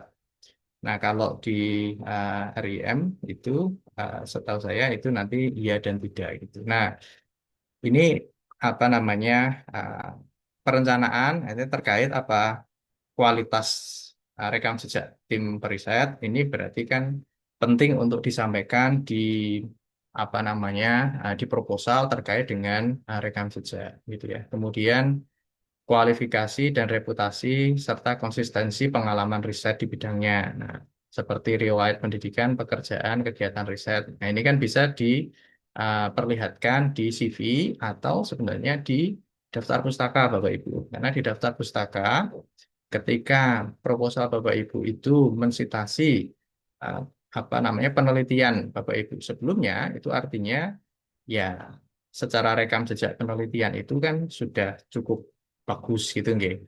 Kemudian terkait apakah latar belakang riset dengan permasalahan riset yang diangkat gitu ya. Sama enggak itu jelas enggak. Urgensinya jelas enggak, kebaruannya jelas enggak, roadmap-nya jelas enggak. Nah, ini kan poin-poin yang harus dieksplisitkan gitu nggih di apa di proposal itu sehingga nanti reviewer juga mudah mencarinya kayak gitu. Apakah misalkan gini pertanyaannya, apakah ada roadmap atau apakah ini urgent kayak gitu. Ya kalau di proposal Bapak Ibu itu sudah disampaikan bahwa urgensi penelitian ini adalah bla bla bla bla, maka dengan mudah apa reviewer akan mempunyai kesimpulan, oh ini urgen gitu dan seterusnya.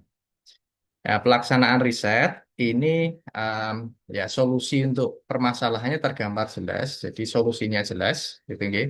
Apa yang dipropos, gitu.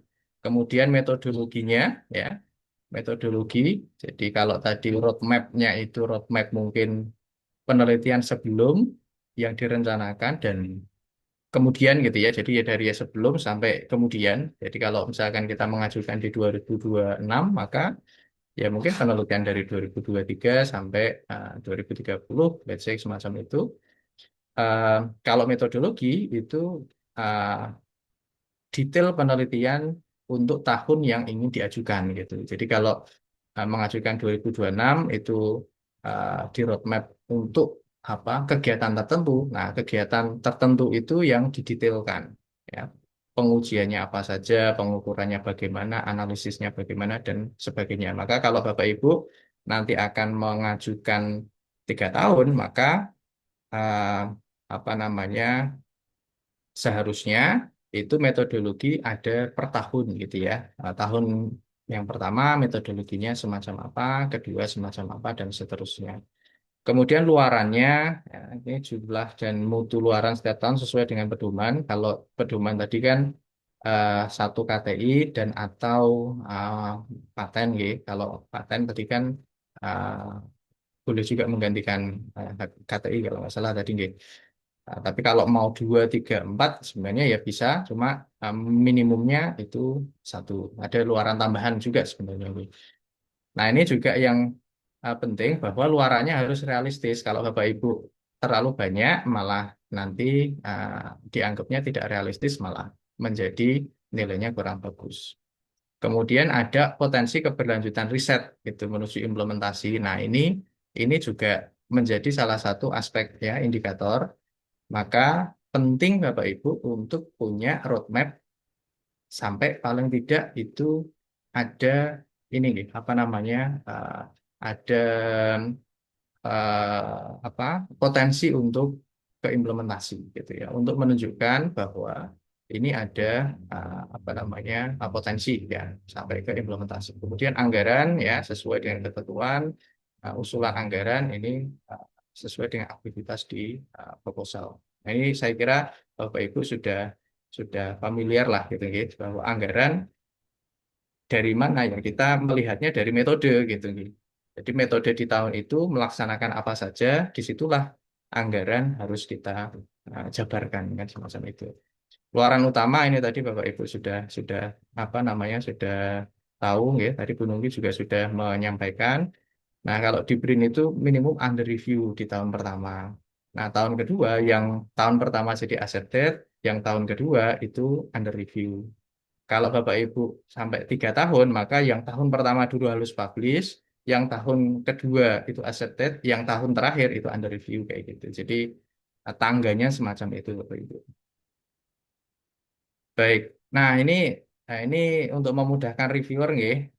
Kalau saya menyarankan, nah ini kebiasaan saya dan mungkin beberapa Bapak Ibu yang lain gitu ya, untuk memberikan highlight ke butir penilaian. Nah, tapi ini contohnya, ini butir penilaian di apa, di Dikti nggih, di Bima ini kayak gitu. Jadi tapi nanti bisa disesuaikan. Kalau di BRIN itu kan tadi sudah ada kriteria penilaian nggih. Nah, nanti disesuaikan misalkan rekam jejak kayak gitu. Nah, Bapak Ibu misalkan gini, rekam jejak yang relevan gitu ya. Nah, kalau misalkan terkait ini ya Bapak Ibu perlu highlight bahwa pada penelitian sebelumnya kayak gitu ya. Sehingga dengan mudah reviewer akan melihat rekam jejaknya itu apa namanya, apa saja gitu. Saya biasanya gitu, ini kalau semacam ini maka penelitian sebelumnya ini saya bold dan kemudian saya garis bawah kayak gitu untuk memudahkan reviewer. Jangan rumusan harus ada ketajaman ketajaman perumusan masalah, maka harus ada bold dan juga underline untuk kata rumusan masalah. Intinya untuk memudahkan reviewer untuk mencari kira-kira kalau saya mau menilai ini nih, saya nyarinya di mana gitu ya. Kemudian kebaruan ya, ini kan ada state of the art ya dan kebaruan ya itu. Maka kebaruan dari penelitian ini dan seterusnya gitu. Semacam itu nggih Bapak Ibu, peta jalan dan seterusnya. Nah, ini bisa Bapak Ibu ganti dengan kriteria yang ini tadi, nggih. Kriteria yang di sini nggih. Jadi ada rekam jejak itu perlu ada apa namanya, highlight, kemudian misalkan ada apa permasalahan yang diangkat kayak gitu, urgensi gitu ya, roadmap dan seterusnya itu perlu di highlight. Itu yang biasa saya lakukan di semua nggih, di semua di semua skema, di BRIN maupun di Dikti maupun di tempat lain biasanya saya berdasarkan rubrik penilaian. Ini misalkan metode pembagian tugas, ya sama Bapak Ibu. Jadi di apa namanya, diberikan bold semacam ini untuk memudahkan reviewer untuk menilai proposal kita gitu. Ya semoga kalau mudah untuk dicari kan nilainya juga baik gitu gitu. termasuk juga daftar pustaka Bapak Ibu. Nah, ini kan salah satu yang bisa kita sampaikan terkait dengan rekam jejak gitu. Jadi kalau rekam jejaknya bagus itu kan ketika memang sebelumnya sudah ada publikasi gitu ya. Sudah ada publikasi terkait dengan penelitian itu kayak gitu. Nah, itu yang bisa Bapak Ibu lakukan juga kayak gitu untuk menunjukkan oh ini sudah punya rekam jejak yang panjang. Nah, ini saya kira oh ini roadmap penelitian sama seperti yang tadi saya sampaikan gitu Bapak Ibu. Kemudian untuk metode, nah ini sebenarnya style masing-masing. Kalau saya stylenya, jadi kalau metode itu lebih apa ya? Nah, metode ini kan penjabaran yang lebih detail terkait dengan tahun roadmap yang akan dilaksanakan gitu nggih. Jadi kalau sekarang tahun 2026 pengajuannya untuk pendanaan mungkin 2027, maka uh, tahun 2027 itulah yang didetailkan. Kalau mengajukannya untuk 3 tahun, maka 2027, 2028, 2029 itu yang lebih detail. Nah, saya biasanya ada bagan yang semacam ini, ya. Ini saya melakukan apa, kemudian apa namanya, nanti akan menghasilkan apa, di akhir itu luarannya apa dan seterusnya. Kalau ganti tahun ya ganti warna kayak gitu. Nah, selain di sini nanti biasanya saya jelaskan semacam ini Bapak Ibu. Jadi, oh di step nomor 2 ini bahannya apa, prosesnya apa, targetnya apa, penanggung jawabnya siapa kayak gitu sehingga um, apa nggih. Jadi reviewer yang membaca itu yakin gitu ya bahwa oh ini sudah well organized ya, well planned gitu ya. Jadi oh ini sudah direncanakan dengan baik. Apa namanya bahannya sudah tahu, prosesnya semacam apa tahu, targetnya apa, kemudian pembagian peran juga sudah ada kayak gitu. Oh ini yang melakukan adalah anggota A, ini yang melakukan anggota B dan sebagainya. Nah itu uh, kalau yang saya lakukan selama ini semacam itu ya agar meyakinkan bahwa kalau itu cukup rinci, maka reviewer akan lebih yakin ya bahwa pelaksanaan penelitian yang kita susun itu sudah terencana dan detail. Ini RAB-nya Bapak Ibu, jadi RAB-nya semacam ini, ya, semacam ini tadi sudah dijelaskan juga oleh Bu Nungki, gitu. Um, apa ini nanti pembiayaan dari LPDP.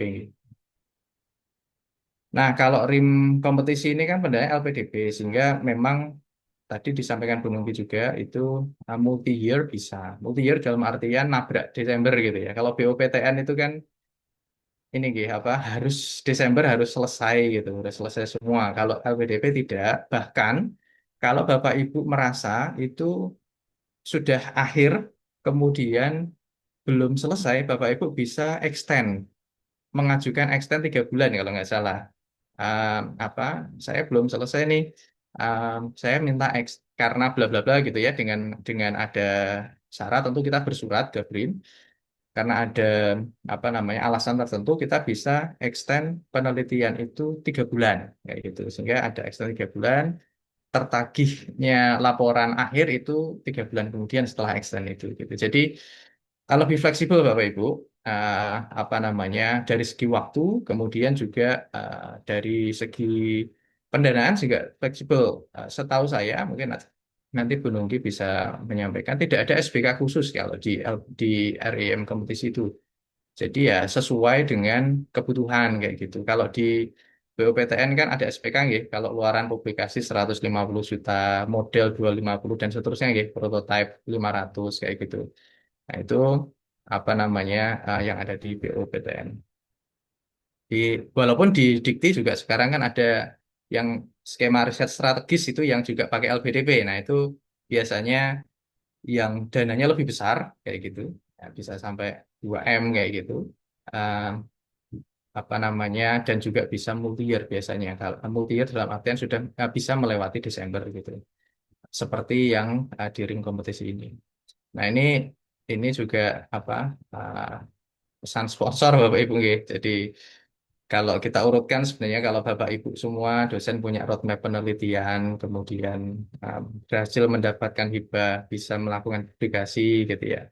Ini kan tadi disampaikan Prof. Eko, Publikasi itu kan salah satu penghambat kita dalam kenaikan jabatan fungsional yang saat ini apa namanya sedang digenjot gitu nggih. Nah, ketika jabatan fungsional naik, publikasi naik, pada akhirnya kan kita juga berkontribusi ya, terhadap reputasi dan juga rekognisi Universitas Islam Indonesia yang kita cintai bersama. Ya, saya kira itu Bapak Ibu sekalian sedikit pemaparan dari saya. Nggih. Mohon maaf ini kalau apa namanya ngunyah segoro gitu. Semoga ada manfaatnya. Terima kasih. Saya kembalikan ke Mbak Mei. Nggih, ucapan terima kasih kami sampaikan kepada Dr. Insinyur Muhammad Hafid, STMT IPP yang telah menyampaikan materi secara jelas dan komprehensif. Ibu Bapak yang kami hormati, materi telah disampaikan oleh kedua pemateri. Acara selanjutnya yaitu sesi tanya jawab. Kami buka untuk satu termin dulu. Untuk dua penanya, kami persilahkan kepada Ibu Bapak yang hendak bertanya dapat mengaktifkan fitur raise hand. Oke, sudah ada penanya pertama, Ibu Nur Wijayaning Rahayu, silakan. Oke, baik. Terima kasih Mbak Mei. Izin saya bertanya ke Bu Nungki ya Bu. Jadi kalau saya tidak salah mendengar tadi, hal yang dilarang untuk diberikan atau pendanaannya itu salah satunya adalah tidak boleh memberikan uang tunai ke masyarakat gitu. Nah, izin bertanya Bu, kalau misalkan kita ada pengujian gitu kan ada semacam apa ya e-wallet, nah kayak gitu tuh apakah masih tidak diperbolehkan atau harus dalam bentuk barang Bu? Terima kasih. Baik, terima kasih Bu Nur atas pertanyaannya. Ibu mohon izin, ini kami buka satu lagi atau langsung dijawab Ibu? Ibu Nungki? Saya ikut aja, Mbak Mai, Oke, gimana baiknya? silakan langsung dijawab saja, tidak apa-apa Ibu. Oke, Kami baik. persilakan. Terima kasih ya, Mbak Mai, Ibu Nur untuk pertanyaannya. Iya, Bu. Jadi memang itu kami itu jujur tidak menuliskan di pedoman begitu secara eksplisit. Ketika misalkan mungkin ya memang ini sebagian besar pasti Bapak Ibu yang di riset Soshum begitu ya, karena kemungkinan untuk pengambilan data by survei begitu ya Bu ya nanti mungkin akan ada seperti souvenir begitu atau apresiasi kepada respondennya begitu atau mungkin juga Bapak Ibu yang katakan mungkin juga ada sampel begitu ya yang mungkin diambil begitu dari responden begitu. Nah, sehingga kalau yang seperti ini Bapak Ibu memang kami sarankan itu menuliskannya itu seperti berupa souvenir begitu Ibu Nur begitu. Jadi memang nanti antara misalkan Ibu mengajukannya itu dalam penggantian biaya transport kan sebetulnya ada ya mungkin seperti yang Translog itu di RAB, tetapi itu kan jumlahnya kan cukup besar ya. Kalau tidak salah kan di PMK itu mungkin sekarang berapa ya? 150 atau 170 begitu ya. Nah, jadi kalau misalkan itu jumlahnya cukup besar, maka kami menyarankannya Bapak atau Ibu menuliskannya itu dalam bentuk souvenir begitu. Jadi masih ada nilainya yang bisa di bawah 100.000. Itu juga jumlahnya agak banyak begitu ya Bu ya. Karena kan nanti di rencana anggarannya nanti jadi terlihatnya itu diberikan langsung begitu kepada responden. Jadi mungkin dua alternatif itu Ibu Nur. Kalau misalkan mungkin lebih sedikit begitu itu bisa menggunakan yang biaya penggantian transport. Tapi kalau misalkan memang jumlahnya itu cukup banyak diberikan kepada responden itu bisa menggunakan yang biasanya kami sarankan namanya souvenir gitu aja Bu penulisannya di dalam RAB. Baik Bu, terima kasih atas Baik jawabannya. Ibu, terima kasih atas jawabannya. Sudah terjawab ya Ibu Nur. Oke. Kami persilakan kembali untuk Ibu Bapak yang tidak bertanya atau mungkin yang melalui kolom chat Zoom ya Bu apabila belum ada yang ingin bertanya secara langsung. Ada pertanyaan dari Ibu Izzati Muhimah. Sepertinya ini untuk Ibu Nungki. Mohon penjelasan ulang dalam RAB kami harus menganggarkan aktivitas evaluasi dari BRIN ataukah ini aktivitas evaluasi atas model atau prototipe yang kami usulkan? Ya, baik, terima kasih Mbak Mai. Ini sepertinya di chat tadi ya, sebentar kepada siapa? Ibu Izati ya. Baik Ibu, jadi yang pertama betul itu menganggarkan aktivitas untuk monitoring dan evaluasi atau evaluasi. Nah, kemudian yang kedua ini nanti kegiatan evaluasinya atau monitoringnya itu adalah kegiatan bersama reviewer yang ditugaskan oleh lembaga penerima atau di sini mungkin berarti Universitas Islam Indonesianya Ibu. Jadi reviewernya ya mungkin bisa dari BRIN begitu kalau misalkan Ibu menanyakan apa rekomendasi begitu ya, tetapi maksudnya bukan monitoring atau evaluasi dari pengelola atau dari kami begitu. Jadi itu memang karena dengan jumlah yang cukup banyak ya ternyata kami tidak memungkinkan untuk melakukan evaluasi dari Direktorat Pendanaan tersendiri, maka kami melakukan kerjasama begitu dengan LPPM lembaga penerima utamanya. Jadi nanti dari UII yang akan menugaskan reviewer. Nah ini nanti yang akan mereview bisa monitoring internal atau paling tidak evaluasi akhir dari kegiatan Bapak Ibu. Nah, nanti untuk penugasan reviewernya, seperti tadi yang saya sebutkan, nanti rincian pembiayaannya itu mengikuti PMK. Jadi misalkan mungkin untuk honor reviewer, jika dari UI sendiri kan berarti dari internal ya Bapak Ibu, itu tidak dapat dibayarkan. Nah, mungkin kalau dari luar UII itu berarti bisa dibayarkan. Kemudian juga seperti komponen perjalanan dinas atau mungkin bahan tadi ya konsumsi peralatan lain. Nah, ini mengikuti apa yang ada di PMK. Seperti itu, Ibu. Konfirmasi Bu. Jadi kami masing-masing setiap proposal kalau didanai itu menanggung kegiatan monitoring itu ya. Jadi misalnya berarti dimodelkan ada persyaratannya nggak untuk setiap proyek kita itu nanti dievaluasi berapa orang sehingga kita menganggarkan biaya. Misal ya kalau mau hemat kami itu misalnya minta tetangga sebelah, minta UMY, UAD atau UGM berarti transport dalam kota, tapi ada rambu-rambunya nggak dari BRIN itu nanti berapa orangnya?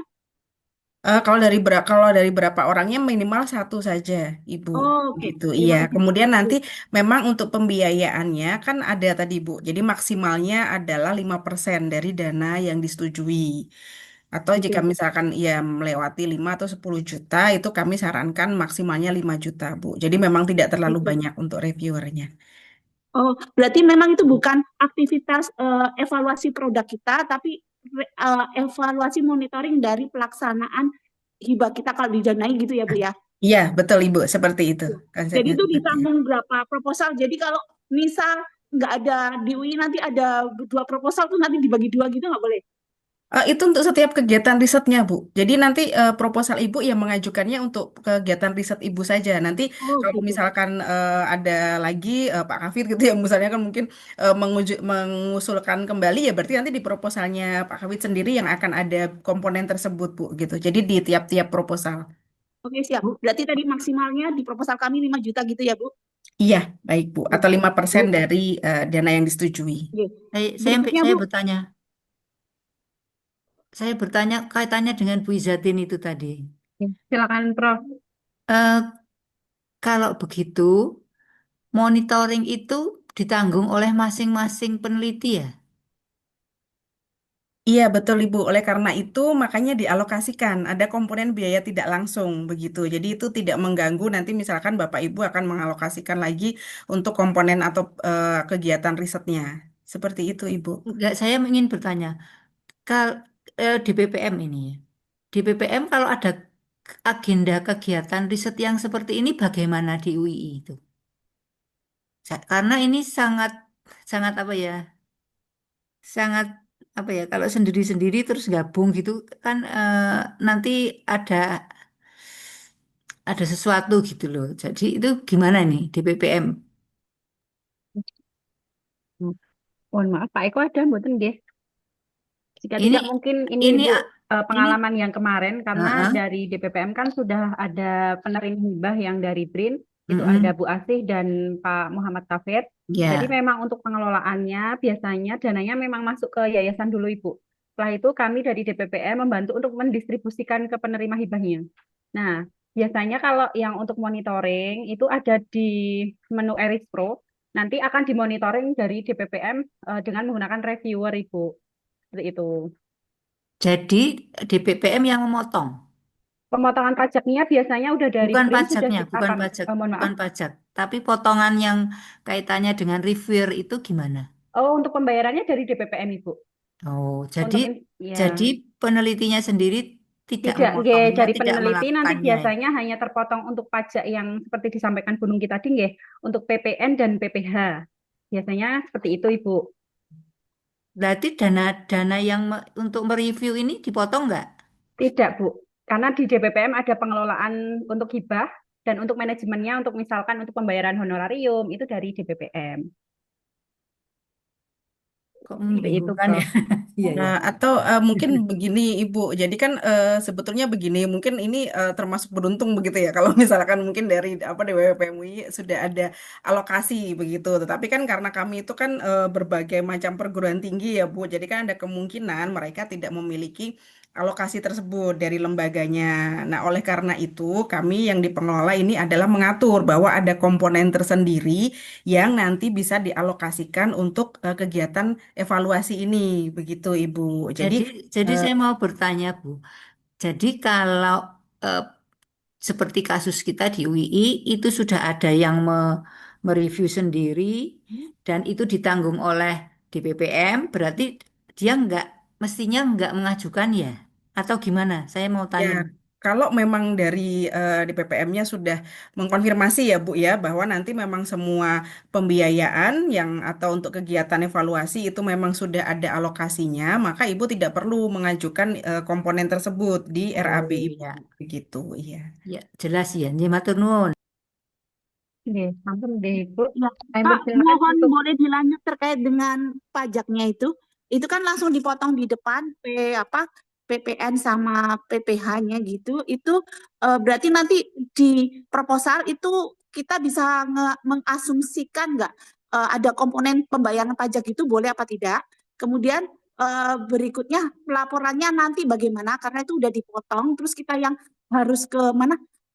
Kantor-kantor pajaknya gitu gimana. Terus berikutnya kalau itu udah PPN udah dipotong, berarti kalau kita beli barang kita cuma bilang udah dipotong sama negara gitu, nggak usah pajak untuk produk kami atau gimana? Iya, Ibu, izin. Kita satu-satu Ibu kita bedah. Jadi yang pertama PPN dan PPh betul langsung dipotong dari LPDP. Nah, nanti untuk bukti potongannya Bapak Ibu itu nanti bisa mengaksesnya di Iris Pro. Jadi nanti ketika sudah ada pendanaannya, Bapak Ibu nanti kita akan menggunakan Iris Pro untuk pencairan. Nah, ini nanti bukti potongan pajak yang di awal itu yang dari LPDP baik PPN maupun PPh ya karena tadi sudah dijelaskan ini adalah PKP. Maka itu akan diupload oleh tim LPDP ke Iris Pro. Sehingga nanti untuk transfernya memang di awal tuh sudah langsung dipotong dan nanti Bapak atau Ibu bisa langsung mengambil bukti apa namanya potong pajak itu yang ada di Iris Pro. Jadi tidak perlu membuat dokumen lain. Nah, tetapi karena ini adalah potongan dari dana risetnya, maka memang Bapak atau Ibu ketika melakukan kegiatan riset yang masih memerlukan pembelian bahan dan sebagainya, yang nanti terkena ketentuan pajak itu memang masih terkena potongan pajak. Begitu Bapak Ibu. Jadi ketika untuk yang di kegiatan pembelian atau apa namanya pembayaran apapun yang nanti memang ada ketentuan pajaknya itu tetap harus dibayarkan. Tetapi untuk yang dipotong di awal yang dari tim LPDP atau Kementerian Keuangan itu nanti ada bukti potongnya tersendiri Bapak Ibu yang bisa diakses nanti di Iris Pro. Mungkin begitu Ibu. jawab dia Ibu Izati. Oh, berarti di proposal boleh ada komponen di lain-lain ada apa estimasi pajak boleh atau tidak di Bisa Ibu proposal? dimasukkan saja. Bisa. Oke, terima kasih. Nanti di template-nya bisa dilihat. Kami persilakan kepada Ibu Bapak yang masih ingin bertanya, kami persilakan. Mungkin sambil masih ada pertanyaan yang belum terjawab, Bu, di kolom chat Zoom. Untuk dari pertanyaan dari Ibu Nur Fitri, berapa pagudana yang diberikan per proposal?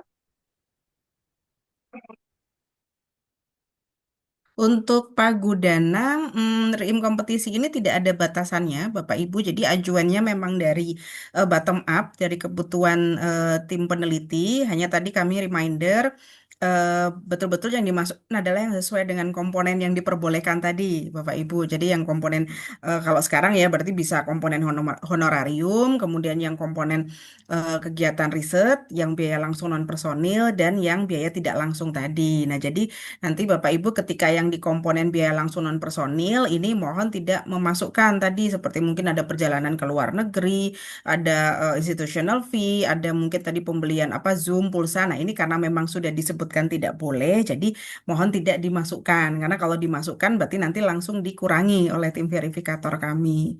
Begitu, Bapak Ibu. Izin konfirmasi Bu, di suratnya yang dari di pengumuman kemarin sepertinya ada batasan 250 juta, benar atau itu diabaikan saja? Itu mekanisme penyalurannya, Bapak Ibu. Jadi nanti kalau misalkan Mekanisme Bapak Ibu penyaluran. mendapatkannya di bawah sampai dengan 250 juta, itu maka hanya akan dibayarkan langsung 1 kali 100% di awal periode atau awal tahun Gitu ya. kegiatannya. Tapi kalau Bapak Ibu mendapatkannya di atas 250, itu nanti 2 kali 2 kali pembayaran. Itu ya maksudnya. Terima kasih Bu penjelasannya. Saya sempat bingung. Masih ada satu penanya yang belum terjawab, Ibu, dari Ibu Viviana Anissa. Izin bertanya, Bu, untuk hibah BRIN 2025, apakah sudah pengumuman, Bu? Kebetulan di akun saya masih seleksi substansi. Terima kasih. Iya, Bapak Ibu, terima kasih. Mungkin kalau yang sudah pernah submit ya, Bapak Ibu, kalau yang tidak lolos itu memang kami sudah mengupdate notifikasinya bahwa Bapak atau Ibu tidak lolos beserta dengan keterangan atau catatan reviewernya.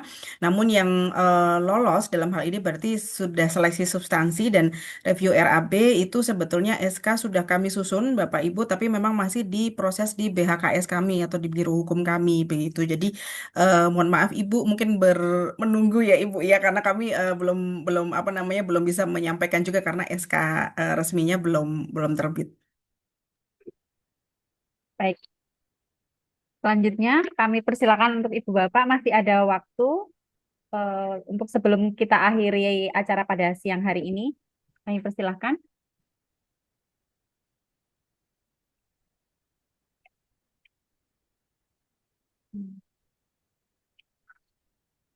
Apabila sudah tidak ada, mungkin kami akhirkan saja ya Ibu Bapak.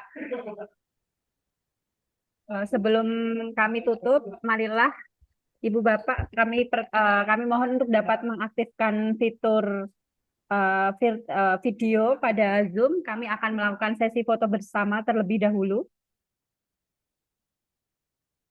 Kami berikan waktu kepada Ibu Bapak untuk menyiapkan video untuk dapat diaktifkan dan menggunakan virtual background yang telah disediakan oleh kami.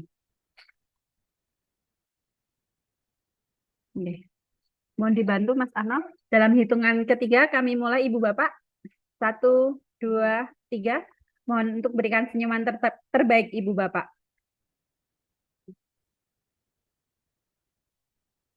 Sudah belum Mas? Terima kasih Ibu Bapak.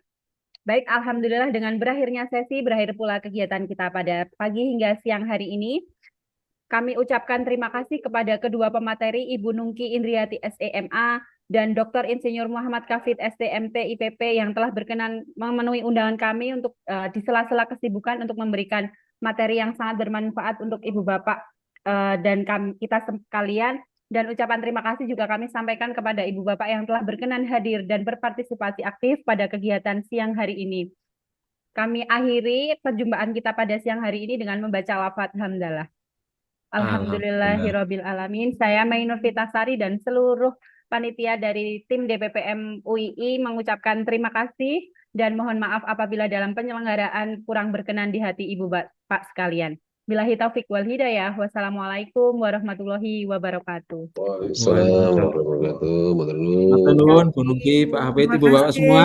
Ditunggu proposalnya nggih Bapak sekalian, ditunggu proposalnya. Proposalnya monggo submit. Oke. Jika perlu dengan DPPM monggo feel free kontak, siap melayani. Matur nuwun.